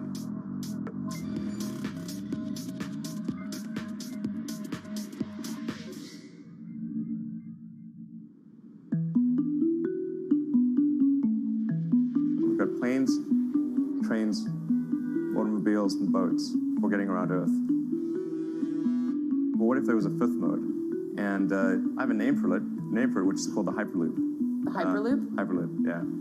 In 2013, while riding high on the growing success of Tesla and SpaceX, entrepreneur Elon Musk released a white paper outlining the basic framework of the technology he called Hyperloop. The basic idea goes a little something like this. A tube reduces the air pressure to a near vacuum-like environment. A Hyperloop pod is then suspended in the tube, usually by magnetic levitation. The whole pod can then be propelled forward. Because there's no traditional friction sources like air resistance or rolling friction that would push back against the pod, the Hyperloop is able to move at incredibly high speeds and do so fairly efficiently. Despite its futuristic name, however, the general concept behind Hyperloop is actually pretty old. In fact, New York City's first attempt at an underground public transit system in the 1870s was based on a similar principle. The pneumatic transit system was short-lived, however, only stretching one block and topping out at a rather leisurely 10 miles per hour. While Elon would make some 21st century improvements to this concept and bestow a very 21st century name, he wouldn't end up pursuing the technology itself, instead electing to focus his efforts on something a little bit deeper, literally digging the requisite tunnels via his boring company. It would take another billionaire industrialist who dabbles in spaceflight. No, wait, not that one. Yeah, that's the one. After Richard Branson would make a large investment in the company Hyperloop One, it would be renamed to Virgin Hyperloop. What we've always been trying to do as a company is show that this technology could work, that it could be made safe, and that ultimately it's something that's happening in the next couple of years, not the next 20 years. Josh Geigel is the co-founder and CEO of Virgin Hyperloop. In a familiar tech startup story, he's seen the project go from a garage to a large-scale testing facility outside of Las Vegas. So we started building the first kind of Hyperloop system in 2016. We've done a lot of work, about 500 tests that we've done on that over the last 5 years. And what we realized that we need to do is take that technology, show that it can be commercial, so drive the cost down, improve the efficiency, improve the performance. But the key thing is actually making it approachable and safe for individuals. In order to do that, Josh, along with Virgin's head of passenger experience, Sarah Lucian, bravely volunteered to take the inaugural ride.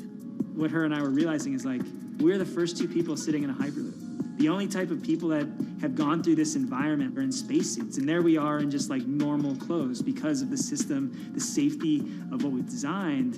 3, 2, 1, launch. And then once we started going, you felt a bit of acceleration. We accelerated a little bit harder than we would in commercial, be like a sports car. Yes. We got up to about 108 miles an hour on that test. And it's a short run, it's about 500 yards or so, and came to a stop. The test, lasting only about 20 seconds and covering only a quarter of a mile at just over 100 miles per hour, is a long way away from a true functioning Hyperloop. But as for optics, it's a crucial step for the future of funding. The number one question we got from investors or from project proponents or just people in general was like, is a Hyperloop safe? And what better way to show something is safe than by actually getting people on it? But convincing investors and governments that would likely be fronting some of the construction costs for an unproven technology is no easy task. First and foremost is the question of safety. Most people don't know how an airplane works, but yet they get on an airplane. They get on an airplane because, it's faster than driving, and most importantly, they've probably gotten off of one before, they've seen someone get off of one before. And so what we set out to do was actually show that Hyperloop could be safe with two normal people, not astronauts, not adrenaline junkies or test pilots or anything like that. Two normal people getting on a Hyperloop, and then most importantly, those two people getting off.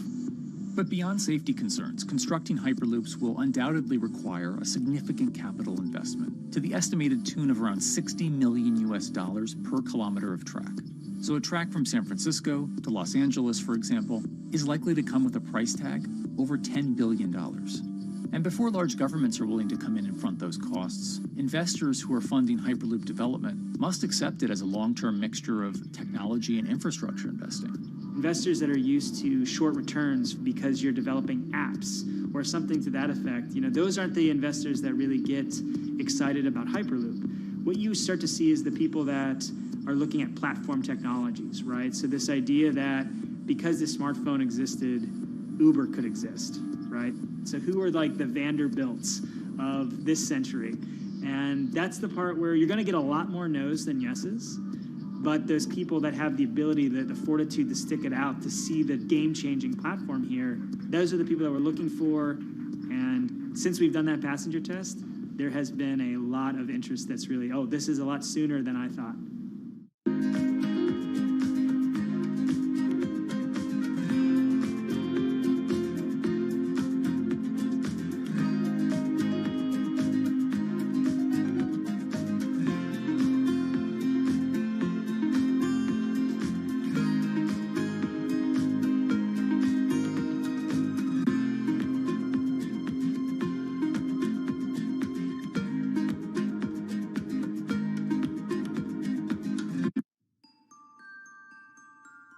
Envisioning the ripple effects of what Hyperloop could achieve, though, is fairly challenging at this stage of development. It's fast, yes, but for point-to-point travel, traditional maglev trains can move pretty fast as well. And outside of China, South Korea, and Japan, even those haven't seen much adoption elsewhere due to the high costs and questionable profitability. The Shanghai line in China, for example, loses around $100 million every year. Hyperloop companies, however, believe they can offer something different than traditional railway lines. My name's Alan James, and as far as I know, I'm the only guy on the planet who's written a government-level business case for 300 kmh conventional high-speed rail, 500 kmh maglev, and 1,000 kmh Hyperloop. It's fundamentally about moving people from where they are to where they want to go, when they want to make those journeys, and doing it in much smaller numbers. So pod designs for Hyperloop range from 12 to 28 seats, typically. Why are they small? It's because small enables the network to operate flexibly. And a great example of that is the east-west strategic route across the north of England, from Liverpool to Manchester to Leeds. So to get from Liverpool via Manchester to Leeds by train is just short of 2 hours today. It'll probably take you 2 hours driving as well in average traffic conditions. Net result is those three city regions remain three separate entities: Liverpool, Manchester, Leeds. There's very little commuting traffic between those urban areas. Hyperloop absolutely changes that from the ground up. Liverpool to Manchester is a 5 or 6 minute journey. Manchester to Leeds is also a 5 or 6 minute journey. What that effectively does is create a single supercity economy. In this vision, the Hyperloop acts a little more like a highway, where pods have fixed destinations and don't need to stop along the way. Meaning you can travel on a Hyperloop network from, say, Liverpool to Leeds, while the pod behind you travels from Liverpool to Manchester. And if that metro Hyperloop network is connected to other networks from the same location, you could travel from Liverpool to Paris or Liverpool to Amsterdam, all without making a single stop. For passengers, for business, for leisure, that is utterly transformational. For high-value freight and logistics, it's equally transformational. But critically, if you do a Hyperloop network at scale, you begin to deliver massively significant carbon savings too. A multi-regional Hyperloop network could become a replacement for both short-haul passenger and cargo flights and traditional ground transportation, both of which are significant carbon producers. One Hyperloop-connected distribution hub, perhaps at an airport that is predominantly used for international air freight, replacing maybe 10, 12, 15 distributed road hubs. It takes a lot of polluting and inefficient truck haulage off the roads. That itself means roads gain extra capacity. Hyperloops will still need to use electricity to both move pods and maintain the near-vacuum environment in the tube. Proponents of the technology believe that this can be done by using renewable sources, including a combination of solar panels and battery technology that could be used along the Hyperloop itself.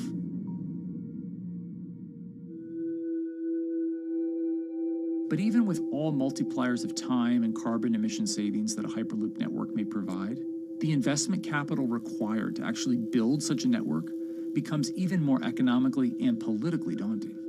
Committing doesn't mean spending billions on day one. Committing means, how do we phase it?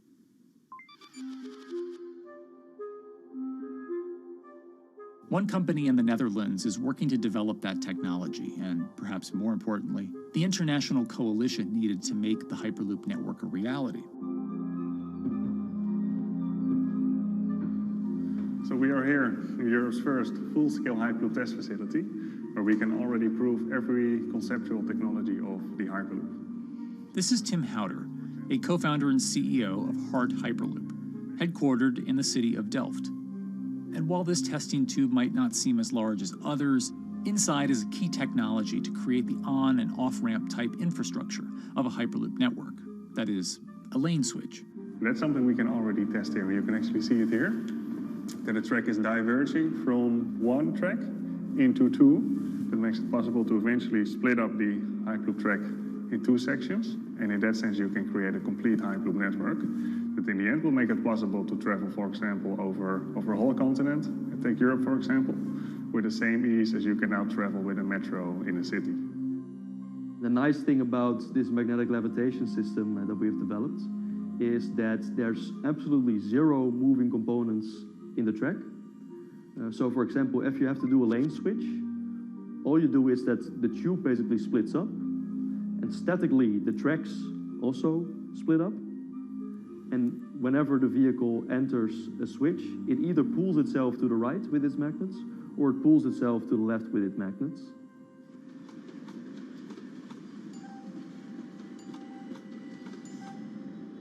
Lane switching on traditional rail requires the physical movement of the rail. Even modern magnetic levitation tracks use lane switching techniques in order to transfer trains from one track to another. And this is a very crucial element, because this is the thing that limits the capacity and, in the end, the usefulness of the rail network. Because the moment that a track is switching, that means that at that moment you are creating an unsafe environment for the trains behind it. So you need a lot of space between trains. In a Hyperloop, because you have no moving components in the track, all the vehicles can be much closer to each other. You can achieve a very high frequency and basically have your vehicles moving and merging in and out of the network very much like a highway. For now, though, Hart's physical testing has been limited by the size of their tube. Because the test track is only 30 meters long, they haven't tested this lane switch at speeds greater than 20 kilometers per hour. However, the company is working to build a new test site where it plans to increase that testing speed to 300 kilometers per hour. We're now in a phase where we have proven most of the most important technologies in the test facilities that we already have. And we have also demonstrated the viability and the feasibility of a network. If you look at all the subsystems that it consists of, most of those are proven systems, already demonstrated in lab conditions. So we don't really believe that the technology itself is going to be the biggest challenge. Because for all Hyperloop companies out there, actually building a Hyperloop system requires more than just a good product. We're talking about the safety aspects, we're talking about integration into the environment, we're talking about the social aspects. Do people feel comfortable traveling in such a system? So it's about all these different aspects, and the complexity is really getting all the different stakeholders that are relevant and that do need to contribute to bring this to market, to get them all following the same roadmap.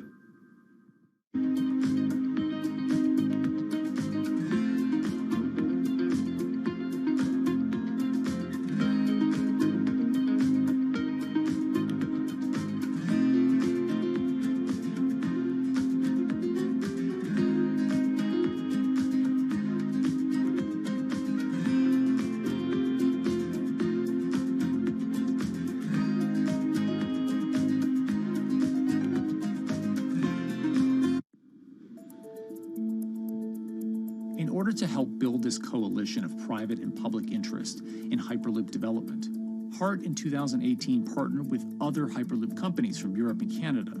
The goal was to define, establish, and standardize the framework to regulate Hyperloop systems. Right now we are working with all the Hyperloop developers together in setting up the first, let's say, structure for starting the standards drafting. One of the most important goals for HART is interoperability, which is essentially making sure the different systems can communicate with each other. Interoperability is so important because what we want to achieve is actually have this seamless travel experience. So you don't want to end up, for example, going from Madrid to Paris and then switching because you need to use a different technology to get, for example, to Amsterdam. The idea being that as companies around Europe create the first commercial Hyperloop tracks between individual cities, one day those can all be connected to a larger network. Everyone that believes that Hyperloop is a future transport system also realizes that there is a need to have this network because that's where Hyperloop thrives. Hyperloop is such a huge project. It's definitely not something that you can do on your own or as a single company. So you need to do it with a lot of other companies. You need to have the governments. I think in that sense, the biggest challenge that we've encountered is to really get all the required parties together to take the steps in development and in commercial implementation. HART's next plan is to build the European Hyperloop Center, an open testing facility which will include a 2.6-kilometer test track. And the company hopes to test travel speeds there at up to 700 kilometers per hour. Virgin Hyperloop is also racing to construct the first commercial Hyperloop route, with projects in various states of development in India, Saudi Arabia, and the United States. Recently, the company announced plans to build a Hyperloop certification center in West Virginia, which will include a 6-mile-long test track. Proving the technology here will be crucial if Hyperloop networks can find a home among infrastructure investments that the Biden administration hopes to make. The idea that there's multiple Hyperloop companies, I think, is a redeeming aspect in the business. People really want to see something happen, so having multiple people move forward is good for that. I was struck when Josh and Sarah rode the pod.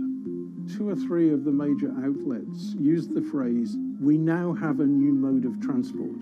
And although all of that technology had existed before those 2 human beings rode it, it was the moment at which those 2 human beings traveled that short distance down the tube that in popular imagination, Hyperloop became a mode of transport. The metaphor I use with my team is that, the Wright brothers were first, but none of us fly on Wright brothers airlines anymore. If you don't continue to innovate, you're not going to be around, and so we'll continue to be at the forefront of building Hyperloop. Back in 2013, Elon had an idea.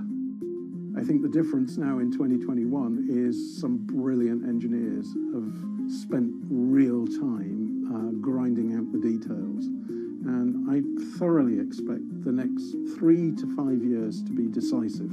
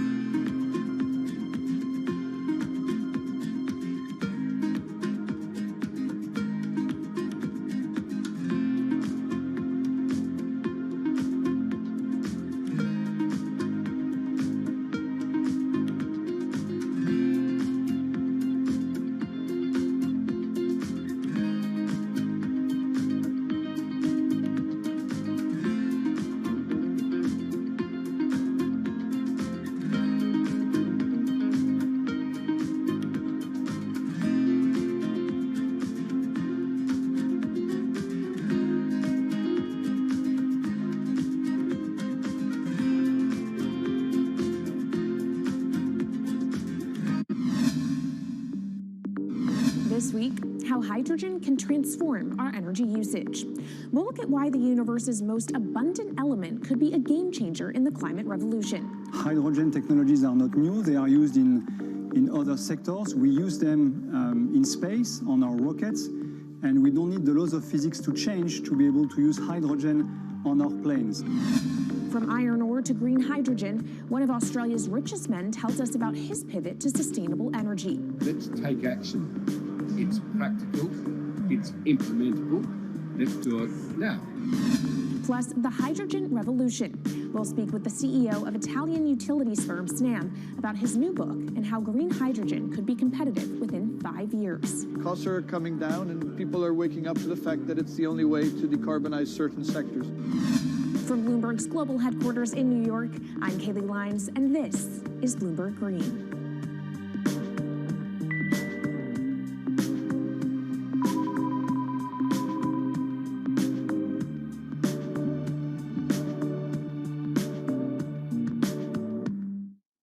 It's a new year, so here at Bloomberg Green, we're highlighting new solutions in the fight against climate change. And one of those is as old as the universe itself, hydrogen. It's the simplest element around, but could well be a game changer when it comes to turning around our dependence on fossil fuels. Today, hydrogen is used in the chemicals industry to produce petroleum products. It's also starting to be used in steel production, an industry under a lot of pressure to decarbonize. But it has far more uses as well, from powering cars to heating our homes. And Bloomberg New Energy Finance sees a seismic shift in the sector in the next 10 years as green hydrogen squeezes out dirtier alternatives. So-called gray hydrogen dominates today. But as renewable electricity gets cheaper and more accessible, so will green hydrogen. In this week's edition of Bloomberg Green, we'll explore what this push into hydrogen means for tackling climate change. We'll hear from Australian billionaire Twiggy Forrest about his pivot from iron ore to hydrogen, and we'll also speak with the CEO of Italian utility company Snam about his book, The Hydrogen Revolution. But first, what are we using hydrogen for? And why does it actually matter? Christine Lee Edwards explains. Hydrogen, the most plentiful element in the universe. On Earth, we find it mostly bonded to oxygen in the form of water, or in other gases known as hydrocarbons. Hydrogen gas, H2, burns hot and clean, making it an attractive tool in the race to net zero. But isolating hydrogen from other elements is no easy task. Today, the cheapest way to do this is via chemical processes that break up natural gas. This releases a lot of carbon dioxide. Another method is to use electricity to split water molecules in a process called electrolysis. Although there is no carbon byproduct, a lot of electricity is needed. And if this power comes from burning coal or gas, it negates the zero emissions goals of using hydrogen to begin with. Hydrogen produced in this way, powered by fossil fuels, is called gray hydrogen. If carbon capture and storage is used together with fossil fuels, then it becomes blue hydrogen. If nuclear power is used, it's called pink. And finally, green hydrogen is when it's produced via electrolysis and powered from renewable sources. This method is considered emissions-free. It's predicted that by the early 2030s, H2 made from renewables will be cheaper than that made from fossil fuels. But that hinges on the cost of electrolysis declining, which will be achieved through larger projects and an expansion of manufacturing. To be clear, vast amounts of H2 are already used today. Global production in 2018 totaled 117 million metric tons. This hydrogen is mostly used for its chemical properties, not as a source of energy, and very little of it is clean. Some sectors like steel could start using hydrogen for these chemical properties, replacing coal. Industries like cement and glass may also use hydrogen as a source of heat. Another advantage is its energy storage potential. It can be stored over long periods of time and used when more power needs to be added to the grid. It also could hold an advantage over batteries in heavy transport and shipping. The promise of hydrogen for energy has been around since at least 1874, when Jules Verne wrote about it in his book, The Mysterious Island. But the future of hydrogen will depend on policy. Countries with net zero targets, carbon pricing, and hydrogen strategies with investment mechanisms are likely to see the highest H2 demand.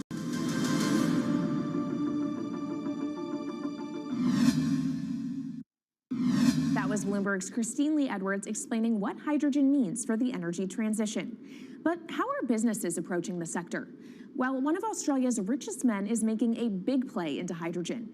Andrew Forrest, better known as Twiggy, made his fortune from iron ore, being the chairman, former CEO, and major shareholder in Fortescue Metals, one of the world's biggest miners. But after having made over $10 billion in profit from the metal in the last fiscal year, Twiggy wants to transform Fortescue into a clean energy company. He's been scouring the planet in search of investment opportunities in hydrogen and renewables. The firm plans to allocate up to 10% of its annual profits for green energy investments and is exploring projects across the globe, from Indonesia to Argentina. Francine Lacqua caught up with Twiggy Forrest. There's only one type of clean hydrogen, all the rest is dirty. Yeah. That is green. If you just say green hydrogen is clean, the rest is dirty, then you've actually nailed it. And, you know, anyone else who produces any other rubbish, any other argument, just look them in the eye and say, why is global warming accelerating if anything you're saying is true? And then you'll know, actually, it's greenwashing. Yeah, but there's a lot of greenwashing because I keep on being told it's a transition. We can't just, make the transition at a click of a finger. So what are we doing wrong? What can we do better? I don't remember the personal computer having to transition the typewriter. I really don't remember that. I don't remember the smartphone having to transition the pocket calculator and the old landline.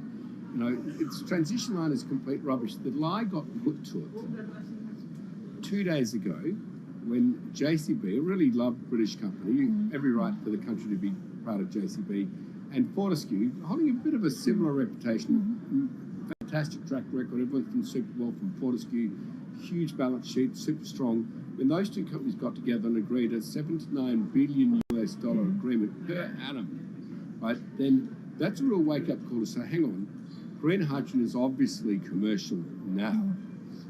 You know, every other form of fossil fuel hydrogen, you know, it can compete with it on price, it can probably lose on price, but what we know, it is cooking the planet.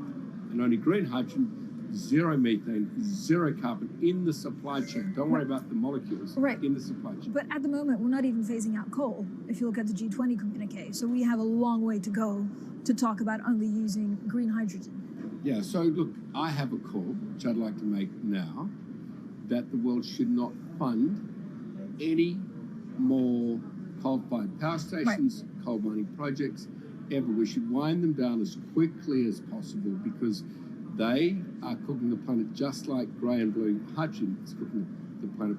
Yeah. You know, hydrogen, which is not made from renewable electricity, is releasing 10 to 16 times more carbon, let alone the methane, which is worse, than it is hydrogen. So we've just got to stop doing things which are self-harming under the guise of greenwashing. So why are leaders so slow? Even if you look at the appetite for ESG investments, they're growing exponentially, so are emissions. So where are we allocating capital? Okay, so take the recent G20.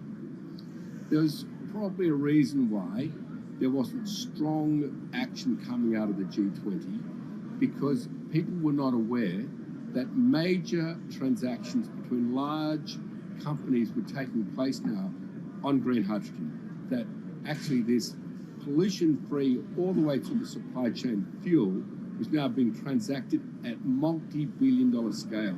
If they'd known that, I don't believe any sovereign leader or any energy minister or climate change minister could not take ultra seriously that green hydrogen is now here to stay. It's broken through. History has been made. It will never go back. Okay, what is the one thing that you would tell leaders today and business leaders? How do we transition faster than what we are now because we're at real risk of missing our targets? Oh, so that's really simple. You stop funding, you stop subsidizing, you stop using money into fossil fuels. It could be carbon sequestration, it could be fuel rebates, it could be anything. Hundreds of billions of dollars getting ashed while we ash the planet on fossil fuel subsidies. Because we haven't had that renewable electricity, we haven't had that green hydrogen, it's kind of been pushed down. It's all sorts of excuses. Oh, it'll never be commercial, it'll never be supplied in the quantities we need it, you know, blah, blah, blah. Now we know, let's take action. It's practical, it's implementable, let's do it now. Okay, if we do it now, is there going to be a shock to the energy system? Is there going to be a shock actually to economically? And is it worth, you know, not talking about transition, just going from A to B? Yeah, it's a fantastic question. A to B is the solution. Let fossil fuels do what fossil fuels do. Just burn their coal, burn their oil, burn the gas. At least they're pumping up carbon and methane into the atmosphere, honestly. Well, not that honest because they don't measure methane, which is 90 times worse than carbon. But at least the carbon is being done honestly. Encourage the green hydrogen sector to come in really fast. Okay, it's there. There's renewable power all over the world. We now know how to make electrolyzers much cheaper, like 25% of the original cost. We know how to do that now. We don't have an excuse to get into it. Does it need to be cheaper than oil and fossil fuel for it to be viable worldwide? Well, right now it is. Okay, so let's just swallow that bit of financial data. Right now it is cheaper, and it's getting more cheap. It's the only fuel you know of which is declining in value. You don't have enough of it, right, to power the world. Ah, yes. That's only because we haven't had policies to support it.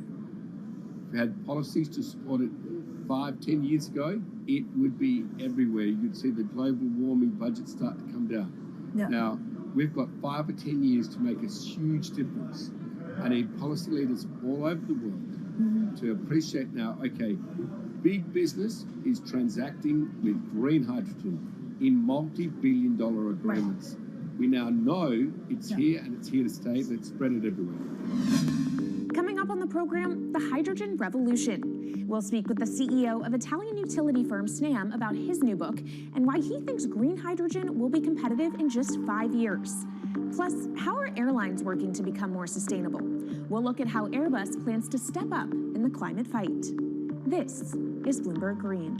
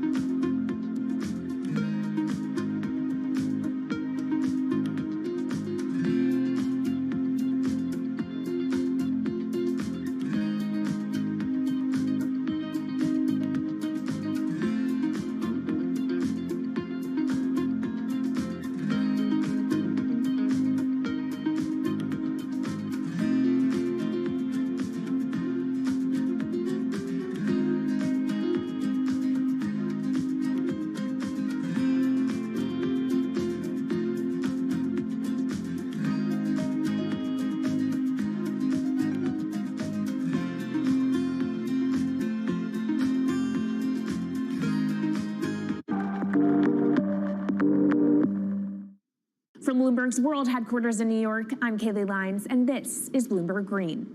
What will the world look like in 2050? Will global temperatures have stabilized, electric vehicles be abundant, and solar and wind power homes around the world? According to Marco Alvera, the CEO of Italian energy company Snam, that vision of the future could be a reality. And he says that hydrogen will pave its way.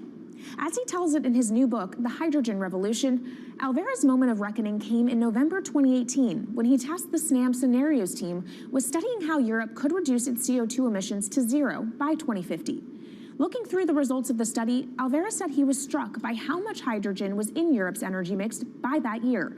Beyond the abundance of hydrogen, the SNAM model also predicted that it would be the cheapest form of decarbonized energy for many sectors, and that it could be cheaper than today's prices for oil, coal, and nuclear power. Our Maria Tadeo spoke with Alvera at COP26. It's happening all very fast. We see the cost of hydrogen coming down a lot. Hydrogen will play a big role in the energy mix. I don't know if it's going to be 15 or 25% of a fully decarbonized energy system, but it's going to be big. Costs are coming down, and people are waking up to the fact that it's the only way to decarbonize certain sectors, the so-called hard-to-abate sectors. And you say it's the only way and the costs are coming down. Where do you see prices moving? Because a lot of the reticence at times has to do with the pricing, that some argue, well, it's still not the cheapest option on the market.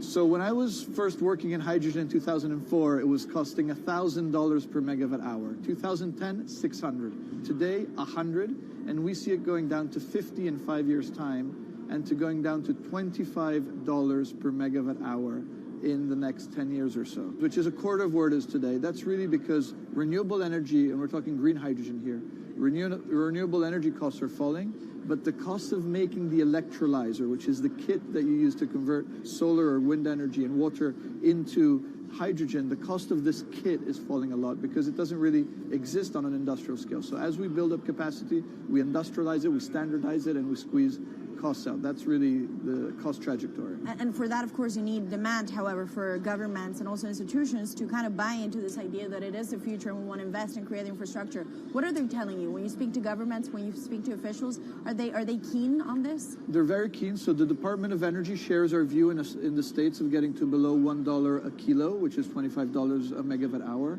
The European Union has a hydrogen strategy, which is very clear, and several member states have the same. Chile wants to export a lot of hydrogen. China's big on hydrogen. Australia is very big on hydrogen. Japan is blending already hydrogen. So I would say the world is now really focused on this because it's the only way to store energy for a long period of time economically is to convert it into either a liquid or a gas. And of course, you talk about the price, but the other big component is the volume. You know, how big can you go? Where do you see that on a time scale? So wherever it's sunny or windy, you can produce very cheap hydrogen eventually. And so compared to oil and gas, which are concentrated in few parts of the world, it's going to be very democratic from that point of view. So every sunny place, every desert, every ocean wind can be turned into hydrogen that we can put on ships, in pipes, and really start trading it around the world. So it's going to happen a lot faster than a lot of people think. So, and when you say a lot faster, what is that in time? As I said, $50, which is essentially oil parity within 5 years. And then, depending on how quickly we ramp it up after that, we could get to $25, which is coal parity before the end of the decade. And in big scale. In big scale, because once you get to coal parity, that's the only way we're going to get China and India to stop burning new coal. We have businesses in China and in India, and I see a lot of hydrogen development, a lot of renewable development in both countries. The India announcement was incredibly strong on 2030. Some people were upset about the 2017 net zero deadline, but when it comes to 30, he announced a big commitment to get to 50% renewables. Were you surprised by it? I was surprised that they would make it so explicit, and even the net zero is a big thing for them. And so I think it will happen faster than 2070 because of the falling cost of renewable and hydrogen. India's burning 80 gigawatt of oil, of diesel, to keep the lights on. So there's an immediate opportunity there, and we're very interested in working with that country. And with regards to China, perhaps the fact that we haven't really seen them active, I guess the diplomats are working on this, but we haven't really seen the leadership. It's going to be technology, it's going to be industry. I think China has committed to a net zero, which is very important. At the G20, China was clearly behind the 1.5 degrees. So I think a lot has been achieved between the G20 and COP, and I think what's really important is to see in the coming years how quick. It's in our hands to make part of this happen in 5 years, or it could otherwise happen in 15, 20 years. It's about building the project. The capital is there. We saw how many trillions of dollars are already committed. What's missing is really the projects, and that's where companies like us step in. Marco Alvera, CEO of SNAM there, speaking with our Maria Tadeo. Let's turn now to the aviation industry. It's a big contributor to global greenhouse gas emissions, and it's under pressure to change that. In October, the International Air Transport Association, a trade body representing airlines, approved a target of achieving net zero emissions by 2050. To achieve that, many airlines in the US and Europe are looking to buy sustainable aviation fuel made from renewable sources like used vegetable oil. Initiatives like these are pushing plane makers to come up with some radical new aircraft that will eventually cater to our growing appetite for travel without hurting the environment. We took a look at how Airbus, the world's #2 aircraft manufacturer, is stepping up to the challenge. How long until we can fly emission-free? Airbus says it's more confident by the day it can be done by its 2035 target.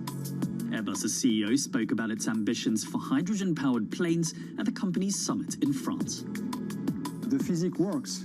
Hydrogen technologies are not new. They are used in other sectors. We use them in space on our rockets, and we don't need the laws of physics to change to be able to use hydrogen on our planes. So every day we become more confident, but we think we need to have a plane, we need to have the right fuels, the hydrogen available in the right quantity at the right place at the right time, and we need the regulations to be ready. So we really need the work and the collaboration of many people around the globe to make it happen on time.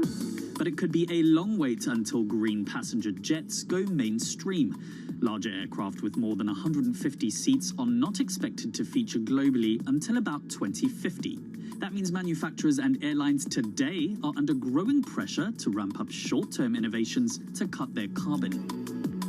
In the long term, meeting the ambitious plans for so-called green hydrogen means building a giant industry almost from scratch. To make that happen, British airline EasyJet is among those saying governments need to get involved and fast. Aviation's emissions over the last 3 decades leading up to the pandemic grew by about 80% to over 1 gigaton, and that's projected to double by 2050.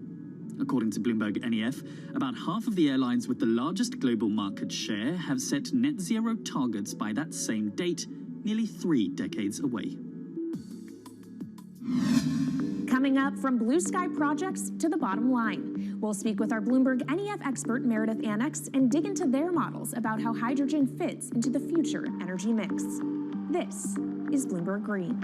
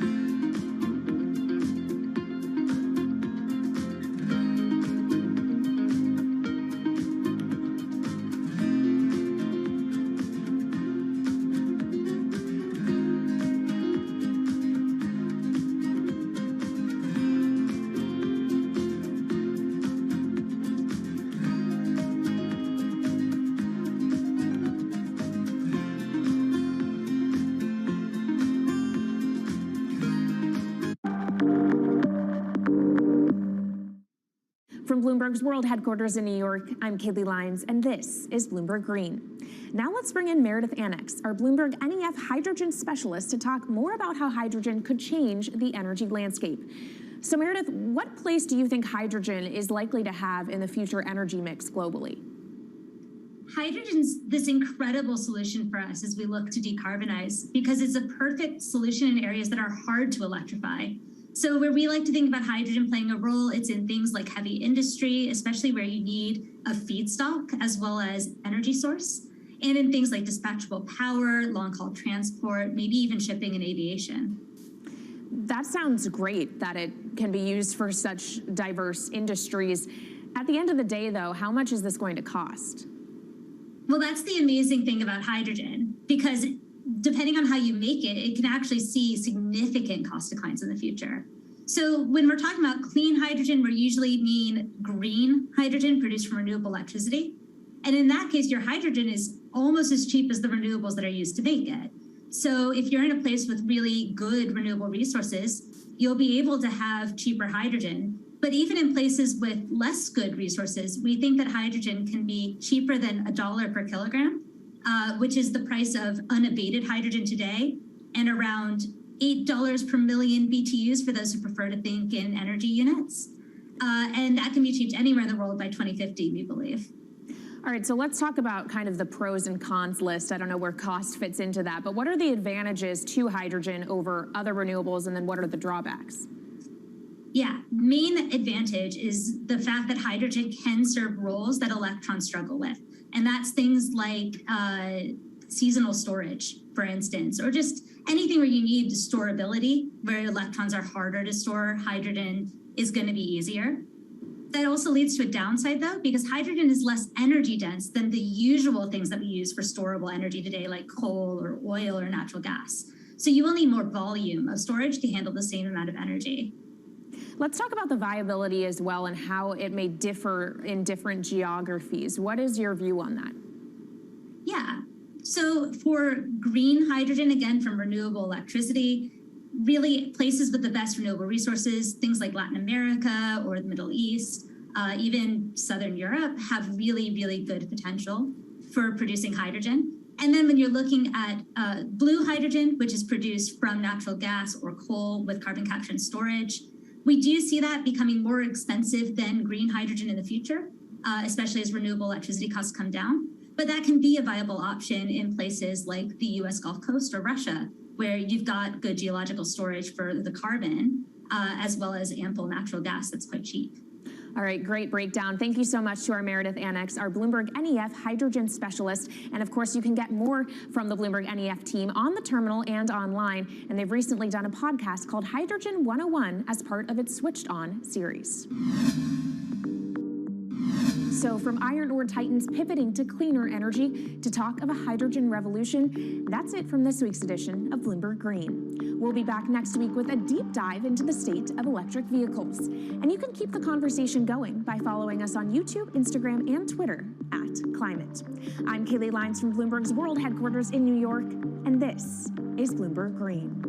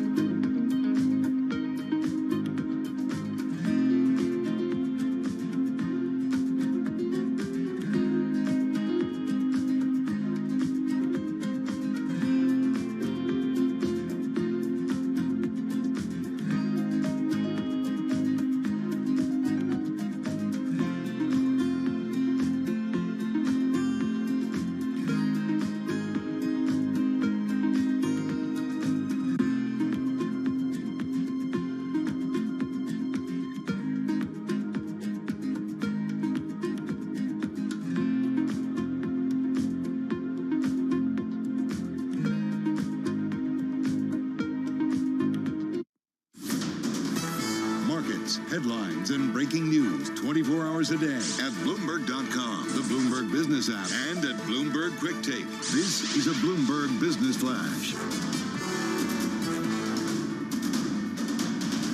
From Bloomberg World Headquarters, I'm Charlie Pellet. We've got a broad-based rally underway on this Thursday after yesterday's decline. The Dow, the S&P, NASDAQ all gaining as the global sovereign bond sell-off pauses, and investors remain focused on earnings to assess the recovery.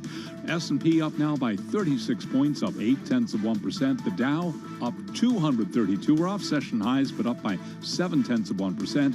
NASDAQ up 151, higher by 1.1%. 10-year up 8/32, 10-year yield 1.83%. Gold up 0.1%. 18.41 the ounce on spot gold. West Texas Intermediate crude up 0.1%. 87.04 a barrel on WTI. Bitcoin up 2.7%. 42,865. NASDAQ CEO Adena Friedman says NASDAQ's pipeline of new companies planning to join the tech-heavy exchange has almost doubled from last year. Friedman provided the update this morning in an interview with Bloomberg Television. In terms of the capital markets and what that means in terms of raising capital, we continue to have an incredibly strong pipeline of companies that are seeking to tap the public markets. If you look at last year, we had there were about 133 filings at the SEC for companies looking to come to market on NASDAQ. And when we look at that same number at this time this year, it's double that. It's about 250. NASDAQ's Adena Friedman.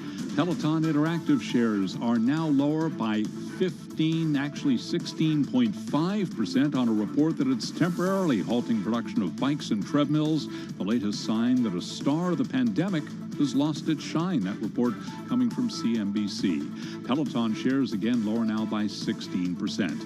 After earnings, we've got Alcoa shares up 5.5%. American Airlines down 0.6%. Netflix will report after the bell. That's a Bloomberg Business Flash. This is Bloomberg Business Week.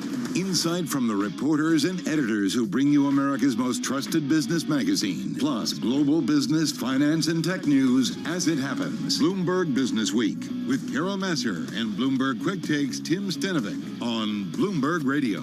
And a very good afternoon, everyone. Live from the Bloomberg Interactive Brokers studio. We are streaming on YouTube. We are also in my home. It is Friday's Eve, January 20th, 2022. Carol Masser, Bloomberg Quick Take stock host and cross-asset reporter Katie Greifeld. She's in today for my co-host and your co-host, Tim Stenovic. Yeah, again, we share him. And it's an interesting day in the markets. I mean, it seems like a little bit of a relief rally that we're seeing. It does, right? But we're off our best levels of the day. So we're going to see how this plays out in the next few hours. Hey, coming up, Katie, we're all in on outlooks today. We're going to get to one of the most read stories on the Bloomberg, or Eric Schatzker catching up with Jeremy Grantham, famed investor. He's been calling out market bubbles for a long time. He says we're in a super bubble right now, and it doesn't bode well for equity investors. I cannot wait to get into this one. Big numbers, big predictions, and spoiler alert, the Fed isn't going to save you this time. All right. Oh, gosh.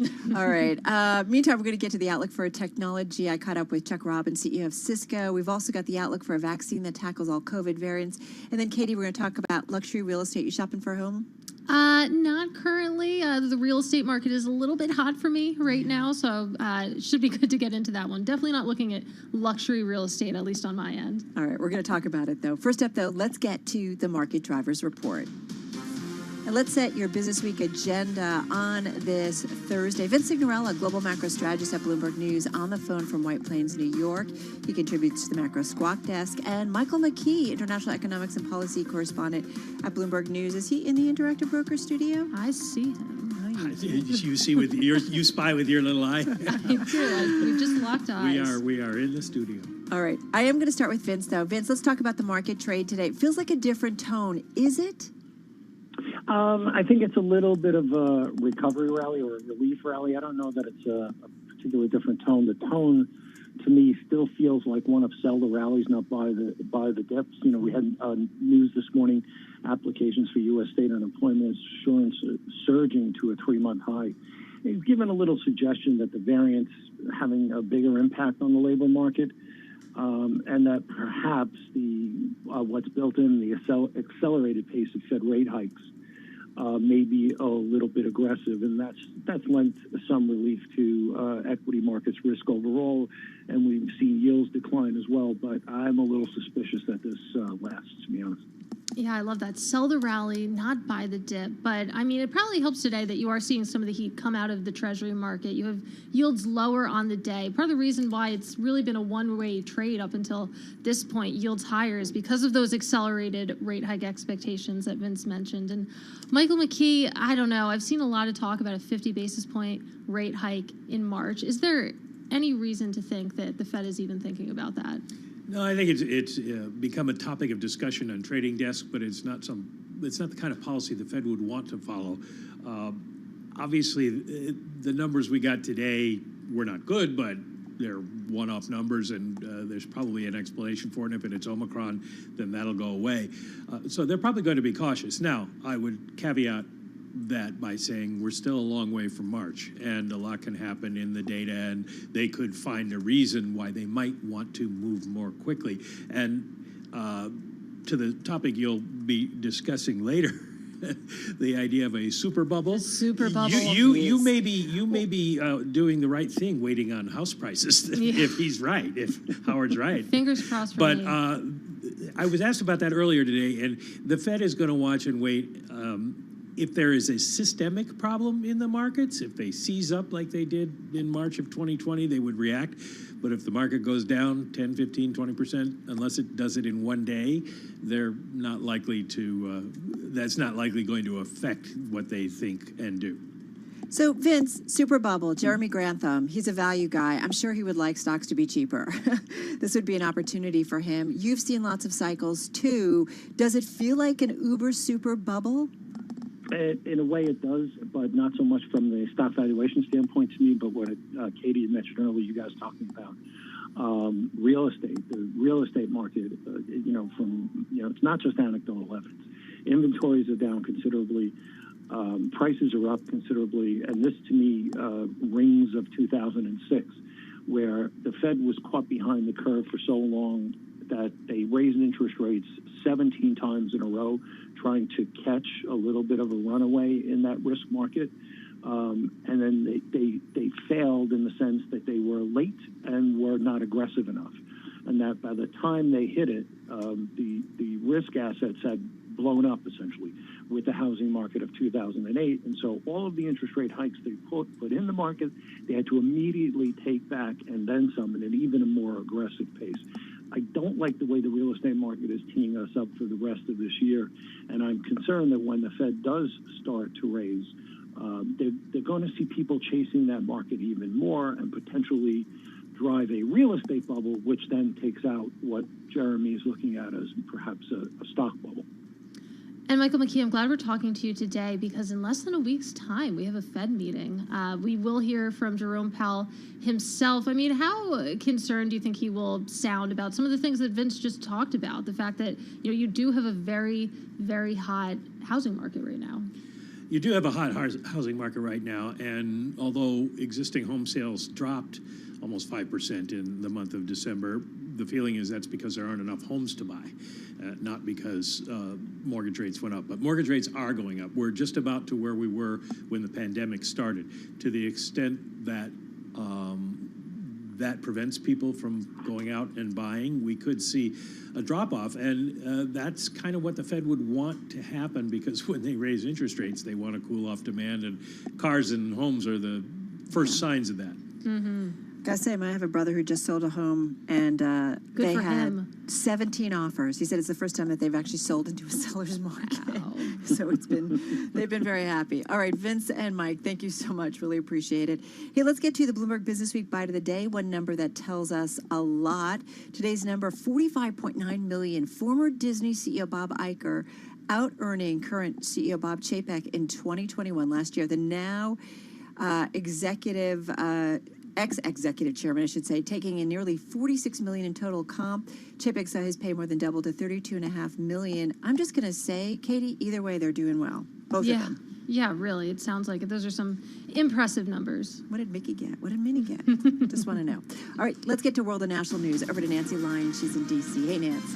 Hey, Carol. President Biden's push for voting rights legislation may have collapsed last night in the Senate, but Democrats say they are not giving up and are working on a plan B.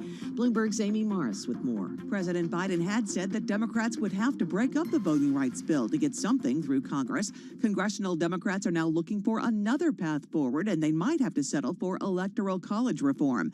Democratic Senators Amy Klobuchar and Kyrsten Sinema and Republican Senator Lisa Murkowski are trying to cobble together an election package that would change the Electoral Count Act. It could, among other things, clarify that the vice president does not have the authority to block a state's electors. In Washington, I'm Amy Morris, Bloomberg Radio. U.S. Secretary of State Antony Blinken continues his diplomatic efforts concerning Russia's military buildup along Ukraine's border. He met today with French, British, and German officials as he pursues strong support from our allies. He says he's still hoping for a peaceful resolution. Even as we're relentless in pursuing this diplomatic path, we'll continue to make very clear that if Moscow chooses the path of further aggression, we will impose swift and massive costs. Blinken plans to meet with Russia's Foreign Minister Sergei Lavrov tomorrow in Geneva. More Americans are concerned about the state of the pandemic given the spread of the Omicron variant. That's according to a new Gallup poll, which noted that 58% believe the pandemic is getting worse. Half of those surveyed are concerned about coming down with the virus. Global news 24 hours a day, on air and on Bloomberg Quick Take, powered by more than 2,700 journalists and analysts in more than 120 countries. I'm Nancy Lyons. All right, Nance, thank you so much. Carol Master along with Katie Greifeld. She's back in her Interactive Brokers studio. I'm working from home today. You're listening to Bloomberg Business Week. So it's funny, I was having a conversation with my husband today, and he's like, we got to still be careful. We got to be careful. I'm like, yeah, but it's starting to peak. Like, people are coming back to offices. Goldman City, among the firms pushing folks over in London, their London offices, they want those staff members to come back. Yeah, it feels like, a few weeks ago, around the start of the year, as people were preparing to come back from holiday, you did see this wave of, okay, we're pushing back our office plans. It seems like some of those big banks who led the charge there are starting to maybe regret that, definitely starting to walk it back. Like you said, you have Goldman Sachs, Citigroup, Man Group, just some of the firms in London specifically asking their staff to, okay, maybe come back to your desk, please. Right, please. Fidelity International CEO Ann Richards, Standard Chartered PLC chairman, also saying on Bloomberg TV today that their firms are encouraging UK staff to return to its offices. All right, so Katie, you've got that going on. And then, you've got still some concerns about now animals being able to spread COVID. Oh my gosh, This Carol, is freaking me out. Do you have a hamster? I don't know. Do you It's have probably a good Do thing. you have a hamster? Not for a long time, but I never had a hamster. Did you ever have a hamster? I did have several hamsters growing up. I feel like they all died in various horrible ways, as hamsters sometimes do. There's a lot more hamsters dying because Hong Kong officials, they're pretty confident that pet hamsters are spreading COVID in the city. Obviously, they have much tighter restrictions than over in London, and they've actually culled more than 2,000 small pets, hamsters, rabbits, chinchillas, just as precautionary measures. I've seen this all over Twitter this week, Carol. I know, I have too. And apparently, I guess they're talking about these pet hamsters spreading COVID in Hong Kong, newly uncovered infections genetically distinct from the virus initially found in a pet shop clerk. I guess they're just watching these variations to figure out about new strains and how things are being spread. So just another thing to kind of keep us on our toes and freak us out. Steer clear of hamsters, maybe, for the time being.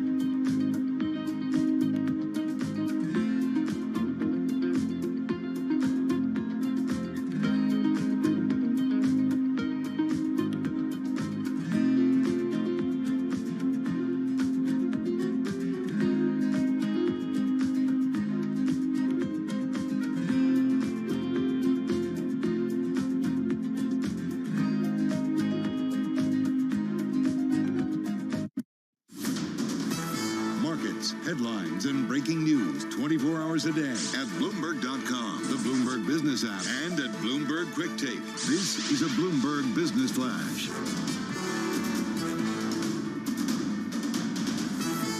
From Bloomberg World Headquarters, I'm Charlie Pellet. We begin with a developing story. The Federal Reserve is taking a key step toward the possible issuance of an American digital currency, a move that the central bank says could dramatically alter the American financial system. The Fed today solicited feedback through a 35-page discussion report on a government-backed coin known as a CBDC. Bitcoin right now up 3.1%, $43,006 on Bitcoin. Stocks higher across the board. Stocks are advancing in a broad rally across markets as the global sovereign bond sell-off pauses and investors focus on earnings to assess the recovery. S&P up 31, up 0.7. The Dow up 213, up 0.6. NASDAQ up 125, up by 0.9%. 10-year up 8/32. 10-year yield 1.83%. Gold little changed, up 10 cents the ounce at $18.40. West Texas Intermediate crude down 0.3%, $86.72 a barrel. Peloton Interactive shares are plummeting on a report from CNBC that it is temporarily halting production of bikes and treadmills, the latest sign that a star of the pandemic has lost its shine. Today, Peloton now lower by 18.3%. Recapping, 10-year yield 1.83%, S&P up 0.7. I'm Charlie Pellet. That is a Bloomberg Business Flash. All right, Charlie, thank you so much. Well, we want to talk a little bit more about COVID because this story definitely caught our attention. A Bloomberg Opinion column on how a vaccine to prevent all COVID is within reach. With the details, let's bring in Lisa Jarvis, the former executive director of Chemical and Engineering News. She writes about biotech, drug discovery, and the pharmaceutical industry for Bloomberg Opinion. Recently caught up, too, with Dr. Anthony Fauci. She joins us on the phone in Chicago. Lisa, nice to have you here with Katie and myself. When you talk about a vaccine to prevent all COVID, we're talking about a pan-coronavirus vaccine. Tell us a little bit more about what you found out. Hi, Katie. Hi, Carol and Katie. Thank you for having me. Yes, a pan-coronavirus vaccine, there are two different ways to think about that. One would be a vaccine that would protect you from all the different variants of SARS-CoV-2, so for the current pandemic. And then another would be a broader vaccine. So let's think about future pandemics, even things that have cropped up in the past, like the original SARS. So you would have a broad-acting vaccine that would protect you against many different kinds of coronaviruses. So is this something that drug makers are currently working on? Because like, as you describe in your piece, if you look at Pfizer, if you look at Moderna, it seems like they've so far have been really focusing on making almost variant-specific vaccines. Yeah, I think one of the reasons for that is that research on this type of pan-coronavirus vaccine feels earlier and riskier. So we have a few companies that are working on pan-coronavirus vaccines. They're mostly in the biotech space. One of those I did talk about in the article, that's Vera Biotechnology. Another one that does have a clinical trial running that fits into this category is called Gritstone. But a lot of the work is still in academic and government labs. I think what I'm trying to argue is that it probably would speed things along to get some of the heft of the big pharma world behind this concept, because we all know that there probably will be more variants, and we all know that there will definitely be future pandemics. You know, it was funny, reading through your column, Lisa, I thought, okay, because it does sound like we're chasing these variants with like, you know, from vaccine to vaccine to vaccine. And it's going to be, I think you say like whack-a-mole, right? Like, how do you keep up? How long, though, would it take to create a pan-coronavirus vaccine? Right. So, and this is something that Dr. Fauci will tell you to be really cautious about. It could be months, but it could be years. And I think it probably depends on a few different things. One would be how lucky we are in finding, I talk about in the story, this idea, you want to find a spot on, you know, in particular, say the spike protein of the virus that isn't changing. So something that's going to look the same from variant to variant. So that's the first step. And there's some early clues on that. I think we're going to make progress on that quickly. 2 is being able to test those quickly, and 3 is being able to manufacture those at a scale. As you know, we would want to give this to billions of people, and some of these types of vaccines are much different than the ones we take now. So, years. Years. But we're going to be facing this, right? We're going to be facing this virus probably for years. We are going to be, and so it matters. And I should just stress that it's not that I think the variant-specific approach, like creating an Omicron-specific vaccine, is a terrible plan. It's just that by the time we have it, we may have moved on to the next variant, right? Mm-hmm. And so it will no longer be relevant. And we know that each of these variants looks a lot different from the one before it so far. So that's why it's concerning. Lisa, could you walk me through the science a little bit here? And I went to a liberal arts school, so my grasp on all of this is very tenuous. But in thinking about a pan-coronavirus vaccine, I mean, would it be similar to the flu? How should I be thinking about this? Yeah, somewhat similar to the flu. And I should say, in the flu vaccine, they're putting different strains in based on what they predict is going to be circulating, right? In this case, and people are working on universal flu vaccines, by the way, and a lot of the work on coronavirus vaccines are borrowing from that.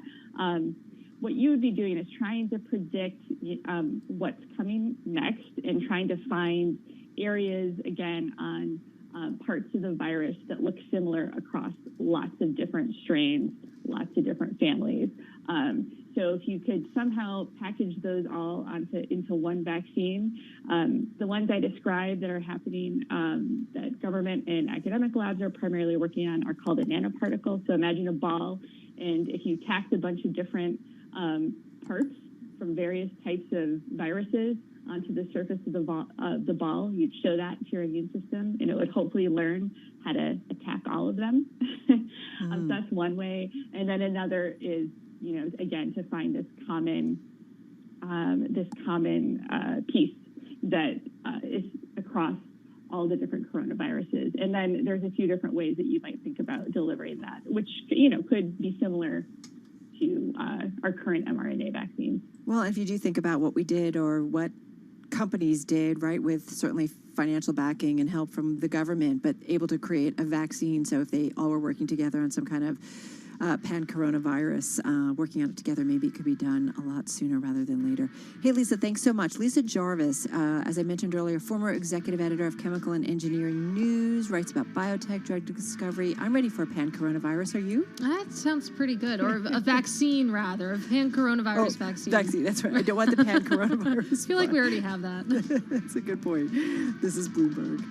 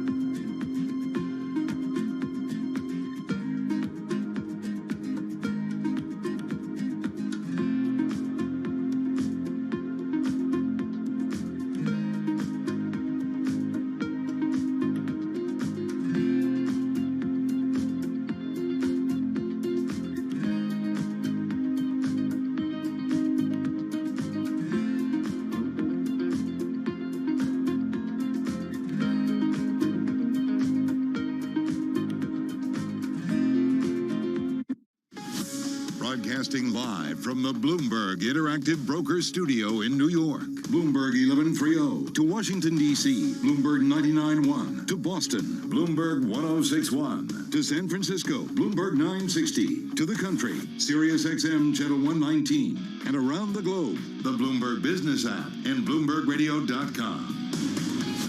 This is Bloomberg Business Week. All right, Katie Greifeld, how would you like to be president and get that one-year evaluation?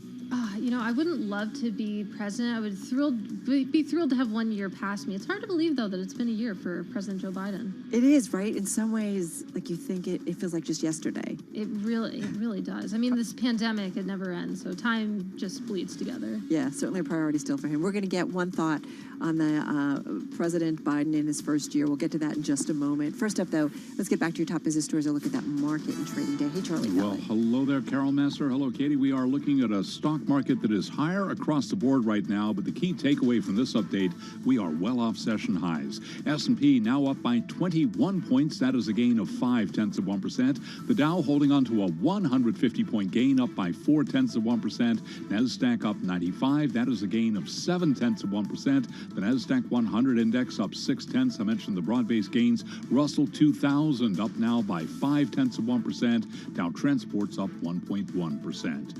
The global sovereign bond sell-off is pausing. Investors are focused on earnings to assess the recovery. Again, we've got the 10-year at 1.83%. Spot gold flat on the day, $18.40 the ounce. West Texas Intermediate crude down 0.1%. Goldman Sachs Group and Citigroup are among the banks asking London staff to get back to their desks after the UK dropped its work-from-home guidance. France, meanwhile, says it'll be lifting its work-from-home mandate from February 2nd. And in New York, the number of COVID patients hospitalized down by 457, while reporting 185 new COVID-19 deaths. Dr. Chris Beyer is a professor of epidemiology at the Johns Hopkins Bloomberg School of Public Health. And this morning on Bloomberg Radio and Television, he told us it is premature to say that COVID is moving from pandemic to endemic. 1 in 5 people who work in the healthcare sector in the United States have left that sector in these 2 years. That's extraordinary. That means that we are really stretched. And so it is absolutely reckless to say, okay, we're going to get through this wave and then we'll be done. We don't know that. We didn't predict Omicron. We didn't predict Delta. And this virus has shown an extraordinary ability to mutate around our best efforts. Dr. Beyer with the Johns Hopkins Bloomberg School of Public Health, which is supported by Michael R. Bloomberg, founder of Bloomberg LP and Bloomberg Philanthropies. Checking some of the vaccine stocks that we follow every day at the same time. Pfizer up 1.1%. Its German partner BioNTech, its ADRs down 0.5%. AstraZeneca's ADRs up 1.3%. Moderna lower by 0.8%. J&J Johnson & Johnson flat on the day, down less than 0.1%. Recapping 10-year yield 1.83%. S&P up 0.5. I'm Charlie Pellet. That is a Bloomberg Business Flash. Thank you so much, Charlie Pellet. Well, we heard from President Biden yesterday, marking the first year of his term. The president citing what he saw as accomplishments, continued struggles, and the year ahead. He covered it all. I think it was about 2 hours in total. According to Bloomberg opinion columnist Jonathan Bernstein, President Biden's year one grade is just an incomplete. Jonathan covers and writes about politics and policy. He's taught political science at the University of Texas at San Antonio and elsewhere. And he wrote a plain blog about politics. He joins us once again on the phone from San Antonio. Hey, Jonathan, good to be talking with you again. So, everybody loves to weigh in on this 1 year mark. We need to be, careful about how we do it and why we do it and against kind of the background and the context? Exactly.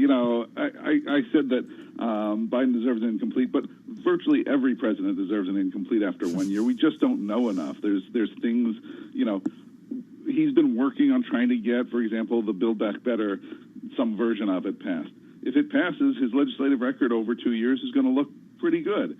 If none of it passes, well, he's going to look, pretty limited. And is he going to stop Putin from going into Ukraine? Is Putin going to go into Ukraine? We don't know those things, and we don't know exactly how the work that Biden's done on those things so far is going to pan out, or even, in many cases, what's behind the scenes. So that's one of the first things to just be real cautious about. So it definitely seems like a TBD when it comes to evaluating Biden. But you do write in here that, in valuations that ignore the context that presidents are working in, those are useless. So let's talk a little bit about the context. I mean, if we look at, for example, Congress seems, he has a very slim majority. You think about that partisan Supreme Court. What do you make of that? Well, exactly. Presidents are by far presidents are the most important single player in the political system, but they're only one player. And, judging them depends a lot on taking the context into account. So, could Biden have managed to get a vaccine mandate enacted? Well, he couldn't get it through Congress, not with the way that Congress is divided. That wasn't a possibility. And it turned out he couldn't get it through the Supreme Court because the Supreme Court has a strong Republican majority who are, aggressive about going after things like that. So is that Biden's fault? Well, not exactly. On the other hand, presidents can also get credit for things they don't deserve credit for. If you look at Biden's approval ratings back in the spring, before the Delta variant took hold, he was doing very well, mostly because the virus had receded and everybody was sort of, feeling like, oh yeah, the good times are starting. He didn't have anything realistic to do with that. That just happened on his watch. Right. Katie, I think about doing a market chart and correlations. There's a really tight correlation with, COVID cases and the COVID situation getting better with a political figure and their approval rating. Big time, yeah. We see that. Hey, Jonathan, approval ratings. I feel like whenever there's a story about the president right now, it starts with his approval rating is really low. His approval rating is really high. That's what happens. Are they important, those numbers? They're important in terms of future elections, no question about it. And as you get closer to the election, so that, right now, if you round it out, Biden's at around 42% approval. That stinks. That's where he is this spring. This fall, Democrats are going to get clobbered in the midterms. If that's where he is 3 years from now and he runs for re-election, he's not going to get reelected. However, it's also true that approval ratings change all the time, and most presidents who got reelected were at this point or below at some point during their first 4 years. So they're important in that way, but they're not a reflection necessarily on what he's done, and they're not a reflection of what's going to happen in the future. So in limited ways, yes, but very limited. And Jonathan, we only have about 20 seconds, but a year from now, what do you think we'll be grading President Biden on? Is it COVID? Is it Build Back Better? What are we going to be using to judge?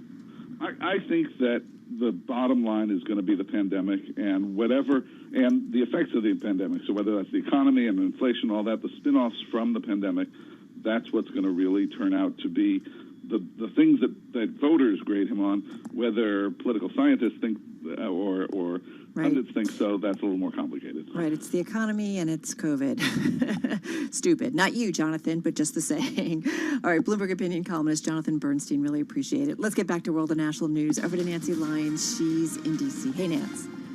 Thanks, Carol. U.S. Secretary of State Antony Blinken is enlisting help from our allies to address any possible Russian aggression in Ukraine. He's been meeting today with leaders from France, Britain, and Germany.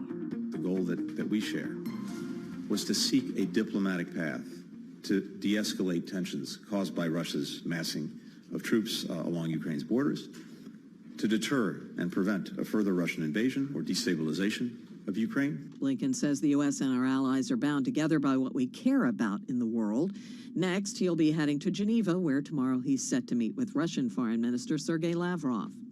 President Biden is not giving up on his signature economic proposal, the Build Back Better plan, but he did admit during yesterday's news conference it will need to be broken up in order to get through Congress. Top White House economic advisor Brian Deese says there are pieces that have a chance. The clean energy provisions in this bill will not only make it easier and cheaper to deploy clean energy and address the climate crisis, it will reduce energy costs. The child care provisions in this package will not only reduce child care costs for families, but help people get to work. The health care provisions will improve health for our families, but also lower costs. National Economic Council Director Brian Deese spoke on Bloomberg surveillance. More Americans are filing for unemployment benefits. The Labor Department says there were 286,000 initial claims filed last week. The biggest jumps for the week were in California, New York, and Texas. Global news 24 hours a day, on air and on Bloomberg Quick Take, powered by more than 2,700 journalists and analysts in more than 120 countries. I'm Nancy Lyons.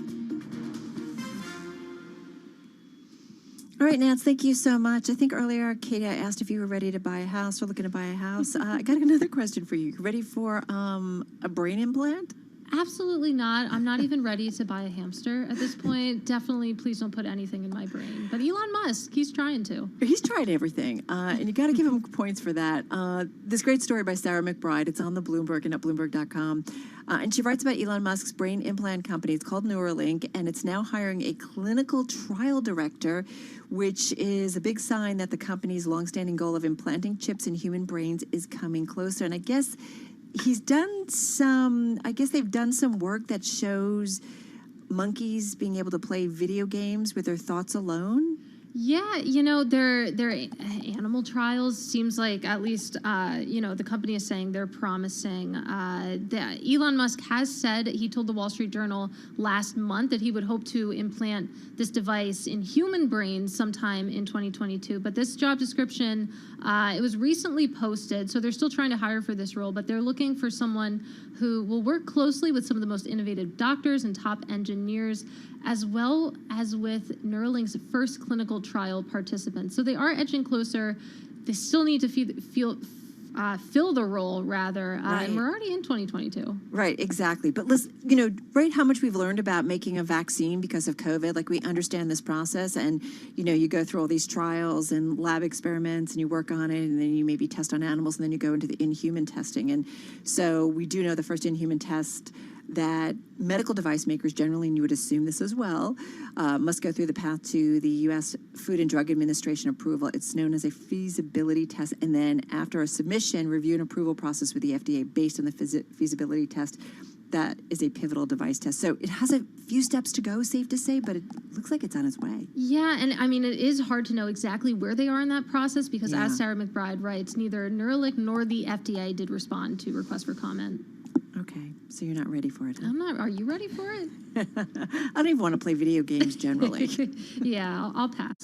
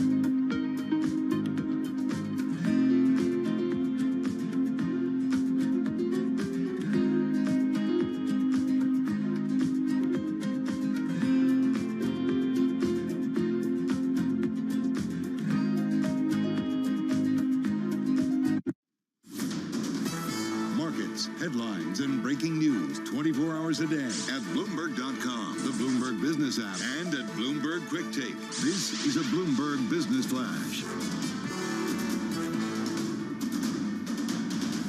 From Bloomberg World Headquarters, I'm Charlie Pellet. Those stock market gains are fading. Yes, still green on the screen. The Dow, the S&P, NASDAQ all higher, but we are well off session highs right now.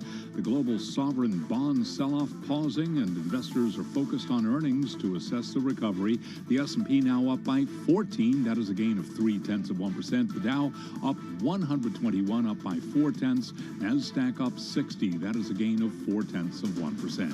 10-year yield 1.83%. Spot gold flat on the day at $18.40 the ounce. Bitcoin advancing 2.8%, 42,911 on Bitcoin. And West Texas Intermediate crude now down 0.1%, 86.90 a barrel. Peloton Interactive shares trading lower now. Peloton is down by 20% on a report from CNBC that it is temporarily halting production of bikes and treadmills. The latest sign that a star of the pandemic has lost its shine. Recapping, 10-year yield 1.83%, S&P up 13, up 0.3. I'm Charlie Pellet. That is a Bloomberg Business Flash. All right, Charlie Pellet, thank you so much. You are listening to Bloomberg Business Week. I'm Carol Massar, along with Katie Greifeld. And we want to get to a story that is in the magazine, the new issue of Bloomberg Business Week. It is out. It's on newsstands, online at Bloomberg.com. It's a story, Katie, about a little-known fraud prevention company that is trying to become the digital intermediary between the government and its citizens. It's basically, kind of going after our identity. How do you feel about that? I would say I don't love it. As someone who's very crypto curious, tries to be off the grid, don't love it, but it's a fascinating story. And this little-known company, it seems like its fate is riding on a very, very big claim. Exactly. ID.me. Let's get into it. Bloomberg News senior economics writer Sean Donnan wrote it. He joins us on the phone in Maryland. Sean, it's an incredible read. First of all, I have to be quite honest. I didn't know about this company, ID.me. Who are they? Me is a company based in suburban Virginia. They are about a little over a decade old. It was created by two veterans who were at Harvard Business School together, a guy called Blake Hall and a guy called Matt Thompson. And originally it was to try and set up a kind of marketplace targeting veterans. And they quickly ran into this issue of how do we verify that people have served? And very quickly discovered that actually the software that they had, which allowed veterans to verify their identity, was actually the most powerful part of their business, and began focusing on that. And you fast forward to 2020 and the pandemic, and ID.me, as they're called, were hired by the end of the pandemic. It was 27 states. To try and verify the identity of people who were applying for unemployment benefits. And that was in the midst of a huge amount of money going out from Washington, being managed by these different state agencies that were overwhelmed, and also a real wave of fraud at the time and concerns about that. And I feel like that was such a big trend. Hey, Joel, come on in on this. Joel Weber is the editor of Bloomberg Business Week magazine. I do feel like when all those benefits were coming out, we were finding out about problems in the system and finding out about companies like this one. Well, that's right. And ID.me really helps solve this problem, this interface between government agencies and sort of the digital you, I guess you could think of it. And that really caught my attention and was this number that ID.me put into the ether, which was this $400 billion of fraud. And the moment that was really introduced from the company, I remember Sean just being like, whoa, that's a really big number.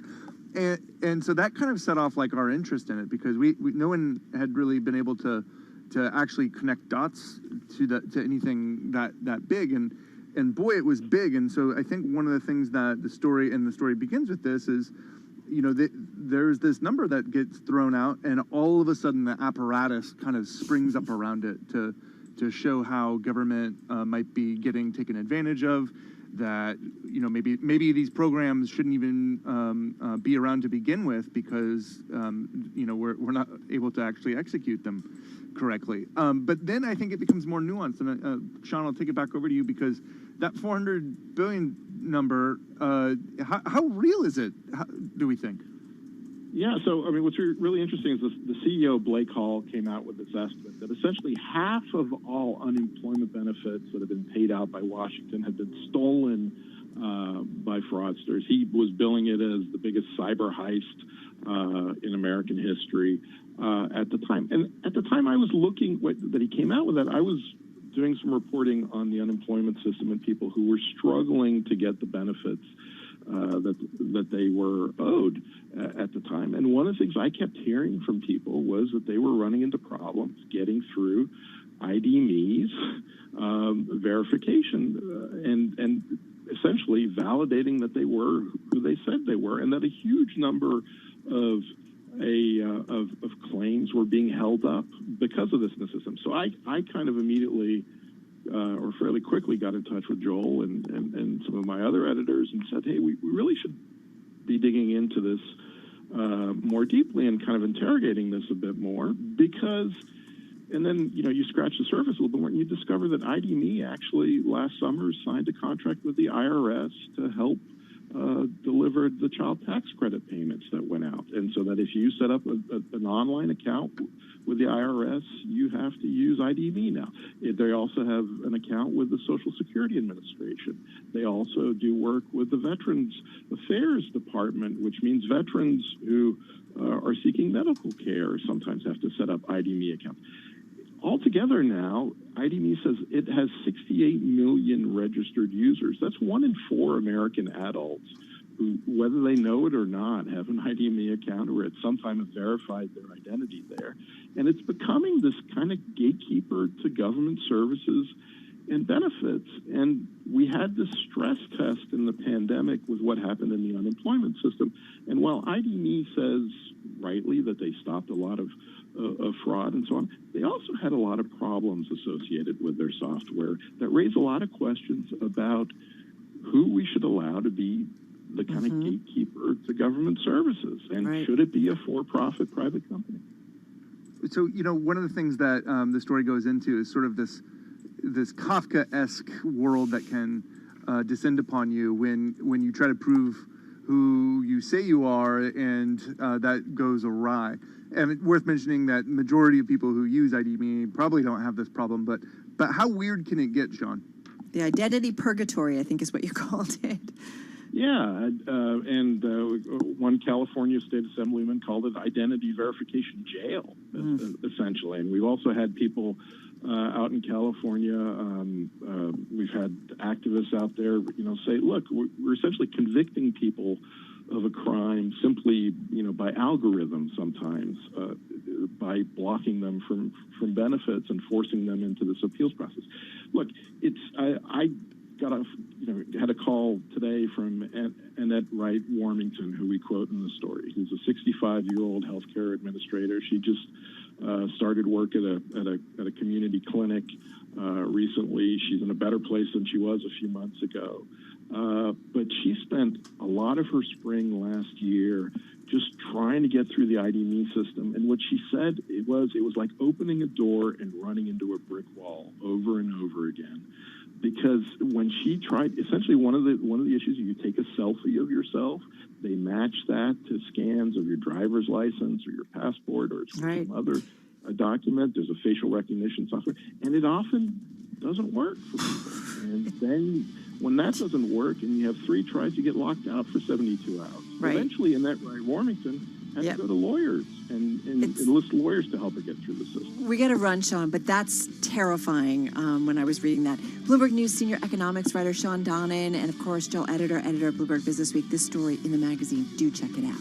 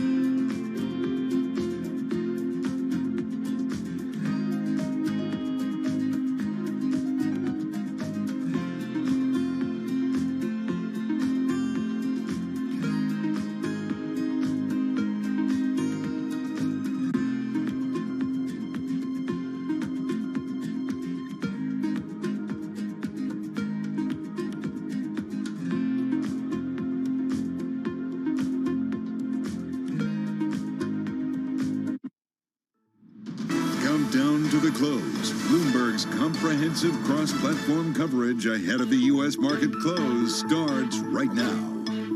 This is Countdown to the Close. Just 60 minutes left in the trading session. Caroline Hyde, Romain Bostic, Taylor Riggs, joined now by our colleague Kitty Greifeld, filling in for Carol Massa, Tim Stenovic, and we go cross-platform, TV, radio, YouTube, and try and understand, well, why once again those gains are eroding. We're only up 0.3% on the S&P now, Katie. I'm going to steal a phrase from Bloomberg's Vince Signorello. We went from buy the dip to sell the rally, and you can really see that in the intraday charts. I'm looking at the S&P 500.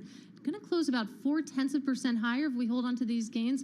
We were talking about 1.5% gains earlier today, but like you said, seems like those have just eroded throughout the afternoon. Yeah, let's go across the majors because we're now just up 0.3% on the S&P, 16 points, as we'd said, more than a percentage point higher, 1 point. 45,049 is where we trade, 4,549. We're currently higher to the tune of 0.4% on the Dow. Similar moves on the NASDAQ, which have been your outperformer of choice, up more than 1.2, 1.3% earlier in trading. We're now just up 61 points. The Russell 2000 really eroding those more than a percentage point gains. We're up just 0.1% on the Russell. If you flip up the board and take a look at some of the individual sectors, though, it certainly feels like an interesting story, and it feels risk-on, maybe much more so than some of the underlying technicals would tell us, is energy and its financials that are still up 0.7%. Remember, those are the leaders on the year and the only two sectors year to date that are still in positive territory. So the fact that you have those, but I'd noticed, Romain, you have discretionary and materials just slightly red as well. Yeah, and it's interesting because the materials had actually been getting a pretty decent bid a little bit earlier here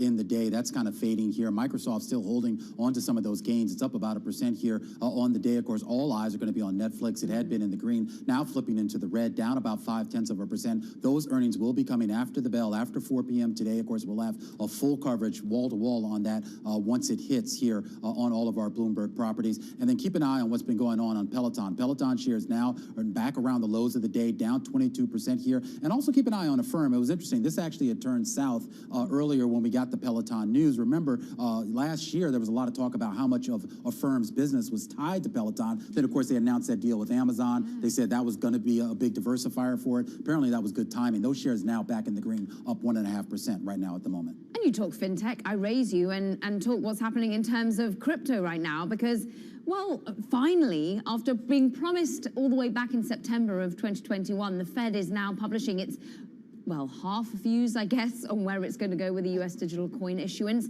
Seems as though they're seeking public feedback, and if they indeed do go with a government-backed coin. And, of course, they say it's got big implications for their financial system. It's a 35-page discussion paper, Katie, that I'm sure you've already digested. Did you read this? Nothing reacted. First of all, it's only like 20 pages, and there's a bunch of appendixes. And it's like, this isn't like the Satoshi white paper or anything. It's basically like, here's a couple pros and cons. They literally, how long did it take them to do this? Like a year? It took a while. We've been talking about it for a while. I actually had a copy delivered to me in the studio. Was it bound? I haven't made my way through it yet. But in talking about crypto, I mean, there could be some bad news on the way if you think the peak of speculative behavior truly is behind us. No. That's the view of famed investor Jeremy Grantham. That's what he said. We're past that point. This was in an exclusive interview with Bloomberg's Eric Schatzker. Let's take a listen. I think the crazy behavior, the peak of crazy behavior is behind us. I really do. I think we're now in the buy the dip mode, which the super bubbles specialize in. You don't have 2 years of buying frenzy dying overnight, typically. So even in 1929, you had some magnificent rallies. And buy the dip is the watchword of practically every brokerage house out there. And it always is. You never, almost never, have a major brokerage house say, the game's over, guys, duck. It doesn't happen. The commercial imperative is overwhelming to stay bullish. It's how you make money. Again, that was Jeremy Grantham speaking with our own Eric Schatzker. And I mean, I'm sure he would look at today's action and say that, okay, you're seeing a little bit of dip buying, but this is just part of the path that we're going to take to maybe popping that super bubble if we are in one. Yeah, and I mean, he's well respected, and I don't necessarily doubt what he's saying. I guess the question, though, is this is still about human nature, and once one bubble pops, there's sort of always a new one that comes up at some point or another here. You know, speculative behavior, of course, is not only a driver, is being driven by human behavior, but it's being driven by a lot of our economic policies, and I'm not seeing those changing just yet. Well, and he does come to that and say that we're in a different era where we may not have a Federal Reserve who will come bail us out the way maybe Yellen or Bernanke did. Caroline, I raise you and others. We've talked long and hard about the death of the 60-40 portfolio. He weighed in on that too, saying that that's no place to hide either, that it has to be what, gold, maybe silver. I was speaking with Eric Schatzker earlier, but those traditional bonds in that portfolio may not be around the way it once was. Meanwhile, I mean, we go back to the data that to me was kind of shocking today. I know that, Taylor, you're very much into the seasonality viewpoint of jobless claims, but when you're looking at what the Federal Reserve's input system is at the moment, well, Omicron's still very much a key concern. It's got to be when you're looking at 55,000 increase in jobless claims. Is that on the back of the wave of where COVID is at the moment? And what does that mean for the economy? And what does that mean in terms of dialing back that stimulus that we anticipate to be signaled come next Wednesday? Yeah, I mean, you're obviously referring to the 286,000 that we saw on the weekly jobless claims a little bit earlier this morning here. You know, I guess when you start to see that trend, and we should just point out that's higher than not only what people were forecasting, but higher than where we were in the previous weeks. Than anyone was forecasting. Than anyone was forecasting here. But look, there are seasonal effects. There are a lot of idiosyncratic issues that sort of get baked into that number. And of course, as Mike McKee and a lot of the other people smarter than us on economics always tell us, you have to look more at the longer term trends rather than just those week-to-week numbers. And Katie, the long-term trend when it comes to inflation is certainly something that is front and center as we approach that 7 handle. And we've heard a lot of calls on this program about peak inflation, but I think some of the other guests have said it's going to get worse before it gets better, and you have a Federal Reserve that needs to tackle that.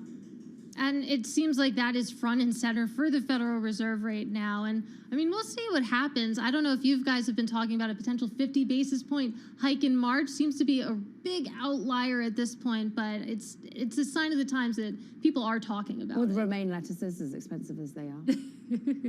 There's not going to be 50 basis point hikes. I don't think so. Do that, You Katie. did see a little bit of pricing if you look at the overnight swaps just this week. Okay, all right. It's time to say goodbye.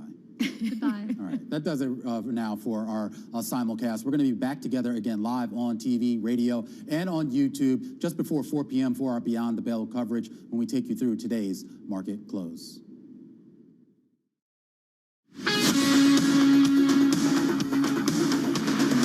You're listening to Bloomberg Business Week with Carol Masser and Bloomberg Quick Takes Tim Stenovic on Bloomberg Radio. You are listening to Bloomberg Business Week. Carol Masser, along with Katie Greifeld, catching up with our TV colleagues, Romaine Bostick, Carolyn Hyde, and Taylor Riggs. There'll be more cross-platform coverage a little bit later on as we count down to the close. Hey, you know, it's interesting what Jeremy Grantham had to say. I mean, we've been talking about it all day. It's a great read, a most read on the Bloomberg. I feel like a lot of folks are weighing in, and I guess time will tell, right, Katie, whether or not we're setting up for a major sell-off, or whether we see some kind of technical correction and then continue the trajectory up. We'll see. We will see, and it is interesting. It feels like, especially at this moment in time in markets, there is such a gulf between the ends of the spectrum. You have the Jeremy Grantham saying, this is it, we're here, this is the sell-off. And then you have the other end who say, okay, actually things are totally fine. Things are actually really good. Earnings are fine. Companies are doing well. There's no reason why, big indexes can't keep going higher. And I know there always is that gulf, but it feels especially wide right now. Well, and this is why I feel like in earnings season, right, it's so important to hear from CEOs what they have to say about the outlook. And when they're putting out estimates, I mean, we had for a long time companies not putting out estimates, right? They said, we have no idea what's coming up next. So I feel like there is at least some clarity, some transparency, some more specifics when it comes to what's happening next. And that I do find some comfort in. Those numbers I can kind of, make an investment decision on. Yeah, right. And I mean, that's the joy of earnings season, is that we do get to hear, the C-suite get on the line, face analyst questions, and actually hear what they're thinking. And I mean, earnings season, it's just kicking off. I mean, it was exciting to get the airlines this week. When we get into some of those big tech earnings, I think, that to me is really the meat of it. Well, we're going to talk more with Eric Schatzker, who caught up with Jeremy Grantham, and we'll talk a little bit more about his conversation and Eric's key takeaways and hear a little bit more of that conversation. We'll get to that in just a moment. Right now, though, we do want to head back to Nancy Lyons. She's in our 99.1 newsroom in Washington, D.C. Get a check on world and national news. Hey, Nance. Thanks, Carol. President Biden is clarifying the U.S. stance on Russia after some confusion following a comment he made yesterday about the possibility of a minor incursion by Russia into Ukraine. President Biden today put it plainly, any movement by Russia into Ukraine constitutes an invasion. It will be met with severe and coordinated economic response that I've discussed in detail with our allies, as well as laid out very clearly for President Putin. Biden's Secretary of State Antony Blinken will be meeting with Russian Foreign Minister Sergei Lavrov tomorrow. The January 6th committee is moving quickly now that the Supreme Court has denied former President Trump's bid to keep lawmakers from seeing his records. Bloomberg's Nathan Hager with more from Washington. Democrat Benny Thompson chairs the select panel investigating the Capitol insurrection. He says potentially hundreds of pages of White House documents will be made public as soon as lawmakers go through them and figure out what can and can't be released. Thompson says the committee is anxiously awaiting about 800 pages of visitor and call logs, emails, draft speeches, and notes from the National Archives. He says they could shed light on what President Trump and his team said and did leading up to the riot. In Washington, I'm Nathan Hager, Bloomberg Radio. An Atlanta district attorney is asking to convene a special grand jury to investigate Donald Trump's alleged attempts to overturn Georgia's election results. Part of the probe centers on a phone call between then President Trump and Georgia Secretary of State Brad Raffensperger, in which Trump asked Raffensperger to find enough votes to overturn Joe Biden's Georgia win. Global news 24 hours a day, on air and on Bloomberg Quick Take, powered by more than 2,700 journalists and analysts in more than 120 countries. I'm Nancy Lyons. All right, Nance, thank you so much. Carol Master, Katie Greifeld here on Bloomberg Business Week on this Thursday. And we got to talk a little bit more about Peloton. I know Charlie's been talking about stock is down. What is it, like around 26% right now, 24%, just off its lows of the day. This is among our most read story. And full transparency, do you have a Peloton? I have one in my building. I swear to God, I'm using it as soon as I get home. I ride it all the time. It's a very efficient workout, but God, this company can't catch a break. Like you said, one of the most read stories, this is following a CNBC report that Peloton pausing some production of its bikes and its treadmills, just the latest sign that, I don't know, the Peloton star might be losing its shine a little bit, Carol. Yeah, this is kind of wild. I guess they're going to pause their main stationary bikes production of it for about 2 months, according to CNBC in their reports. They cited internal documents, but it is a turnabout for the company. I mean, they have been this incredible pandemic play, right, when nobody could leave their homes, go to gyms, work out. It makes a lot of sense. But I do feel like one of the things I've thought about the last few months is this whole recalibration of our world. Mm-hmm. And you're going to see some disconnects. And this is a company that, how much were they up in like 2020? It was like off the charts. It was like 434%. I actually pulled it up. It was crazy. And remember, there were so many stories about how, you couldn't even get a Peloton. You couldn't even order one. There was such a waiting list. And man, how the tides have turned. Yeah, exactly. And so it'll be interesting to see what they have to say. But again, it just seems like they're, figuring out maybe what normal production levels are and what is the business in a normal world. And don't you feel like all of these companies are going to be, so many different companies are going to be going through this? Will we all be out spending like we were, or is our spending going to change as we're out in the world? We go back to traveling again. It's going to be different. I would love to do that.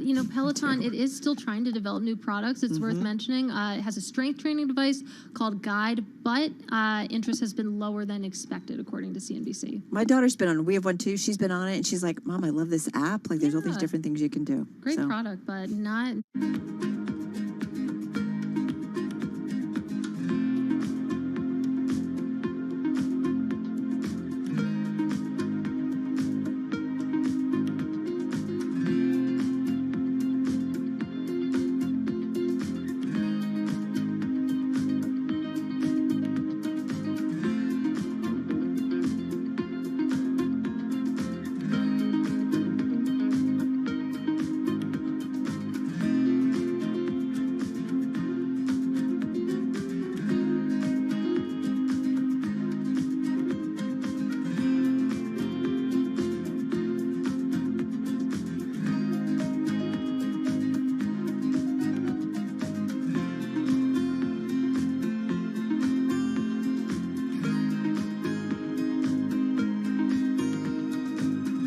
Connection lost.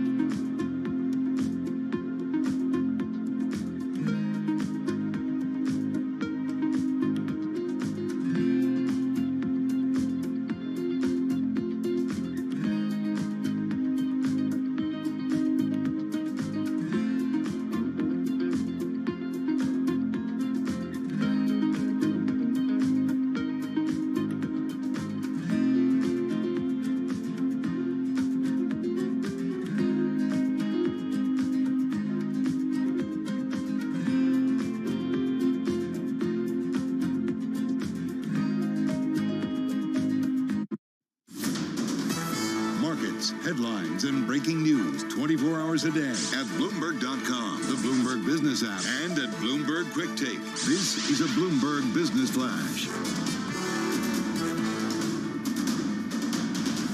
From Bloomberg World headquarters, I'm Charlie Pellet. Late day fade. The S&P, NASDAQ, they are now negative after spending most of the session higher. The Dow holding on to a gain of 41 points, up 0.1%. Lots going on. Earnings very much in focus. Let's head right over to the first word breaking news desk for today's afternoon call. Here he is, Bill Maloney. And good afternoon, Charlie. That's right. U.S. stocks giving up their gains here, with the Dow only up 35 points. S&Ps are down a point, while the NASDAQ is lower by 17. The U.S. 10-year yield at 1.83%. Gold and oil are little changed, and Bitcoin is higher by 2.5%. Among the main 11 S&P sectors, leaders were energy and the utilities, and leaders to the upside on the Dow, Travelers and Goldman Sachs, while Dow Inc. and 3M led to the downside. After earnings, Alcoa rose as much as 7.8%, and in other news, Peloton plunged as much as 27%. On a report, they're suspending production of its connected fitness products. In the hedge fund space, Renaissance Technologies' redemption swelled to about $14.6 billion across its 3 public funds over the past 14 months. Wrapping things up, Netflix and Intuitive Surgical report after the bell. Live from the first breaking news desk, I'm Bill Maloney. Charlie? Okay, we thank you very much, Bill Maloney, and to hear live breaking news over your Bloomberg Type Squawk-Ask QUAWK on your terminal. I'm Charlie Pellet. That is a Bloomberg Business Flash. All right, got it, Charlie. Thank you so much. Bloomberg Business Week, we are brought to you by SEI. Challenges highlight one's character, partnership, and resilience. At SEI, they act as one community with their clients. Go to SEIC.com/banks. You are listening to Bloomberg Business Week on this Thursday. Carol Massar, Katie Greifeld in for both of our co-hosts, Tim Stenovic. And we want to get to this next story. It is the most read on the Bloomberg terminal today. It's about an individual who says U.S. stocks are in a super bubble, so get ready for a super crash. Let's bring in Bloomberg News editor-at-large Eric Schatzker for more on his conversation with longtime value investor Jeremy Grantham. This conversation, by the way, to be featured in a front row segment next week. Eric's story, as I said, on the Bloomberg terminal, and Eric is on the phone in New York City. Eric, good to have you here. Jeremy Grantham, give us a little context for our world. I think there's many out there who know who he is. There probably are some that don't. Sure. For those who don't, he's a value investing legend. He's been in the markets for 50 years. He's been calling market bubbles almost as long.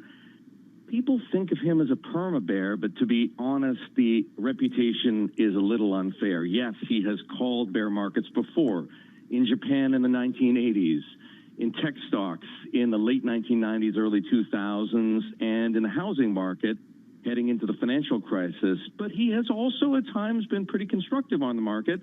Back on March the 9th of 2009, the day the S&P 500 hit its post-crisis low, he said it was time to get back into the market.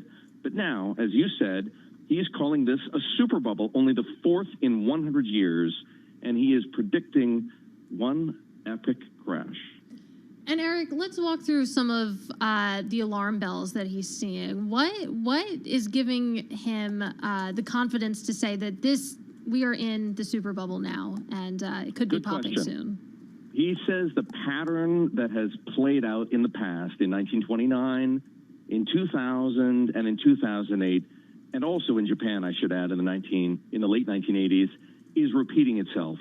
First, there's what he calls a blow-off, which is a rapid run-up in speculative stock prices, which we had in late 2020, early 2021. Then the most speculative names in the market start to collapse, and that began in February, and a good indicator of that is Cathie Wood's ARK Innovation ETF, which is down 52% from its high.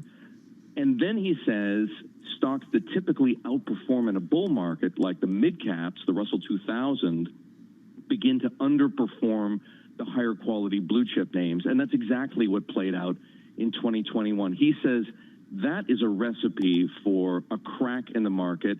And furthermore, this is all statistically based. If you look at the trend of the S&P 500 over a very long period of time, what's happening now is a multi-sigma deviation from the trend, and that has always, in his view, been followed by a market crash.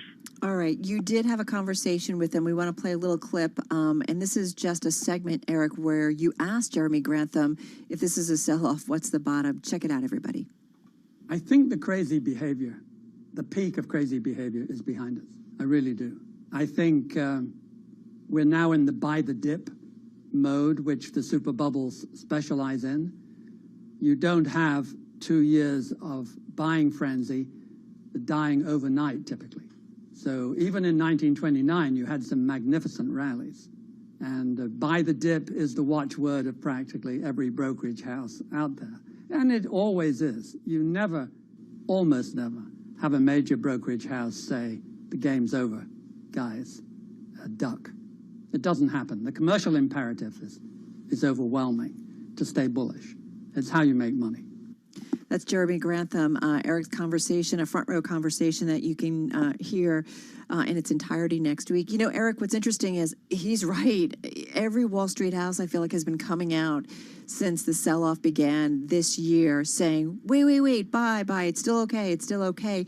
Jeremy Grantham, I mean, how do we, as you said, he's made some great calls. I always wonder about one of these kind of iconic investment voices, how we should read them, because has he gotten everything right, or how do we? No. And that is where we have to bring some skepticism to the conversation. He's a value investor, and let's not forget that in the years following the financial crisis, and not just a couple of years, a decade plus, value dramatically underperformed. So anybody who listened to the value crowd ended up, after those 10 years, a lot poorer, right? Having missed out on a lot of potential gains they would have had with a much more diversified portfolio of stocks, embracing companies like Amazon, Facebook, Tesla, and the like. And so you have to look at it in perspective. There's no question that the market has reached some extraordinary highs. Back in November, the S&P 500 touched north of 4,800, and he's saying that in the next crash it's going to go down to 2,500. That's where the long-term historical norm is right now. He says, and I'll repeat, that in every past super bubble, that is what's happened. And furthermore, this time around, the Fed really doesn't have much ammo left because we're living in inflationary times, and they can't pump liquidity into the market because that would amount to sort of gasoline on the inflation fire. Right. It's incredible. And as we said, the most read story on the Bloomberg today. Eric, thank you so much. Bloomberg News Editor-at-Large Eric Schatzker sharing some of what he talked about with Jeremy Grantham, as he mentioned, longtime value investor. Check it out, the story right now at Bloomberg.com. This is Bloomberg Radio.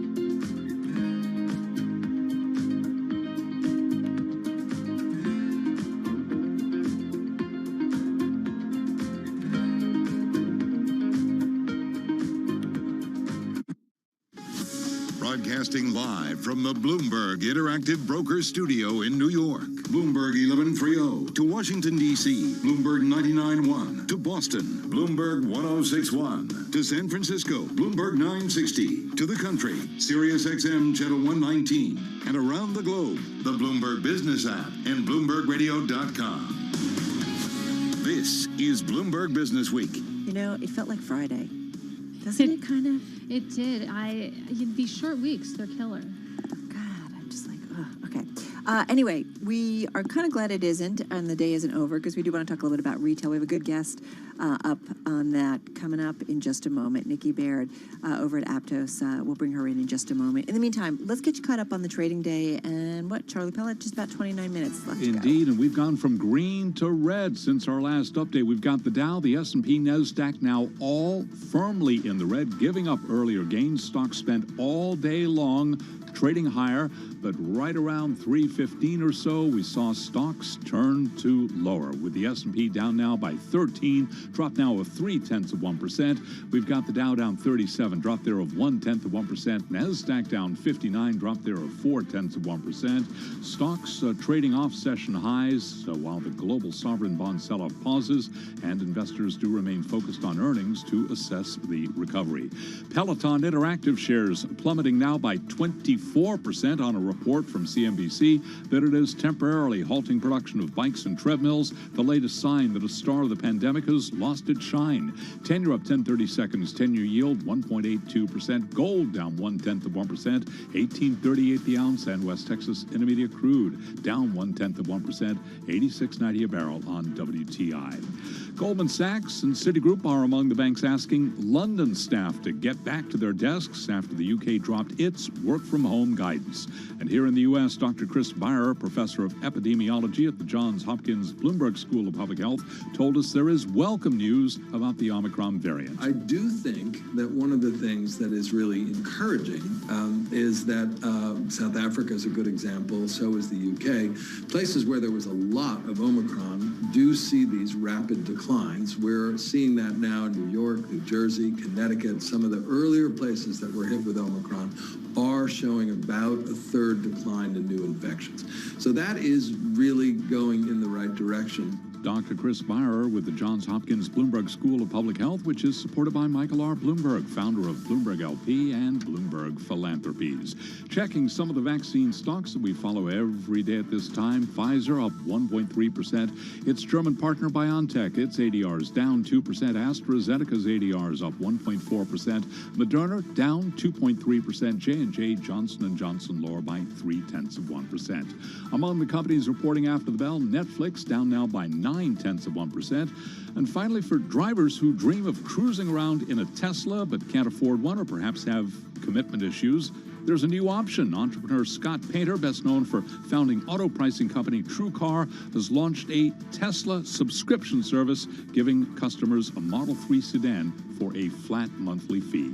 Tesla up 0.8%. I'm Charlie Pellet. That is a Bloomberg Business Flash. All right, Charlie, thank you so much. You're listening to Bloomberg Business Week. Carol Masser along with Katie Greifeld. And this week, the National Retail Federation hosted its 2022 Retail Big Show. It happened in New York City, virtually and in person. It comes at a time, Katie, when I feel like retail continues to adapt and embrace that omni-channel strategy that everybody talks about, but they still are dealing with supply chain challenges and higher costs of doing business and just finding workers, right? Absolutely. All those questions as too, we try to figure out the state of the American consumer, what they're spending money on, when that shifts back to services. So really interesting time for retail. All right, let's bring in Nikki Baird. She's Vice President of Retail Innovation over at Aptos. They provide hardware and software services to the retail industry. They've got clients like Adidas, BJ's, Louis Vuitton, Tapestry, so many. She joins us on the phone from Denver. Nikki, good to have you here with us. How are you, and how's the retail industry doing? I'm good. I'm recovering from COVID myself, which probably is a good analogy for how the retail industry is doing right now. I would say that the holiday season was amazing. It was beyond amazing, like better than 2019. Even with the supply chain issues, retailers didn't have to promote nearly so much. So a lot of those benefits, even in the face of inflation, really came, to the bottom line of retailers, not something that they had to had to give away in cost or in discounts to consumers. So I know some of the headlines had said that the monthly spending in December was down, but that was on numbers that year over year were amazingly up. And obviously, I mean, behavior shifted during the pandemic. My behaviors definitely shifted during the pandemic, but so did how people spend money. Obviously, online shopping was huge during the pandemic, still is. I mean, what does the future of actual physical stores look like from your vantage point? Yeah, I think there's a couple things that are happening. So I do think that consumers want to go back to stores, and I think that Omicron has definitely put a bit of a crimp in that, and it still remains to be seen. The news is looking great that there might be some much better bounce back for store traffic, coming this spring. But I think that the combination of consumers aren't going to give up the convenience and some of the habits and confidence that they've developed in online shopping over the last 2 years, but instead will be seeking to fuse that kind of more seamlessly into the store experience. So experience is an important word in the retail world these days, because in order for consumers to have it be worth coming to the store, there has to be some kind of experience that is there for them to drive that kind of traffic. And whether that's something that's based off of convenience, like the ease of returning something that you bought online, that you could just take it to your local store, or the ease of the pickup for a buy online, pick up in store order, but also the entertainment aspect of experience, and even just the interacting with other human beings in real life. I think all are pieces of the puzzle for bringing consumers back to stores, and for retailers doing the things that they need to do to make those experiences valuable and enjoyable for consumers. So what's changed, dramatically because of the pandemic? For sure, that omni-channel aspect of using stores much more heavily in order to supplement online buying. So during the pandemic, there were as many capacity constraints around warehouses themselves and how many workers you could have in a warehouse at any given time, and things like that, in order to be able to maintain social distancing. So, even though consumer volume was up tremendously online, retailers couldn't just fulfill that straight out of warehouses. And the retailers that were most successful in adapting to that online surge were really the ones that were able to tap into store inventory and continue to distribute inventory to stores so that they could leverage that inventory for shoppers, both in terms of proximity to that shopper, right, but also just, I can have 5 people in this store that are 5 more people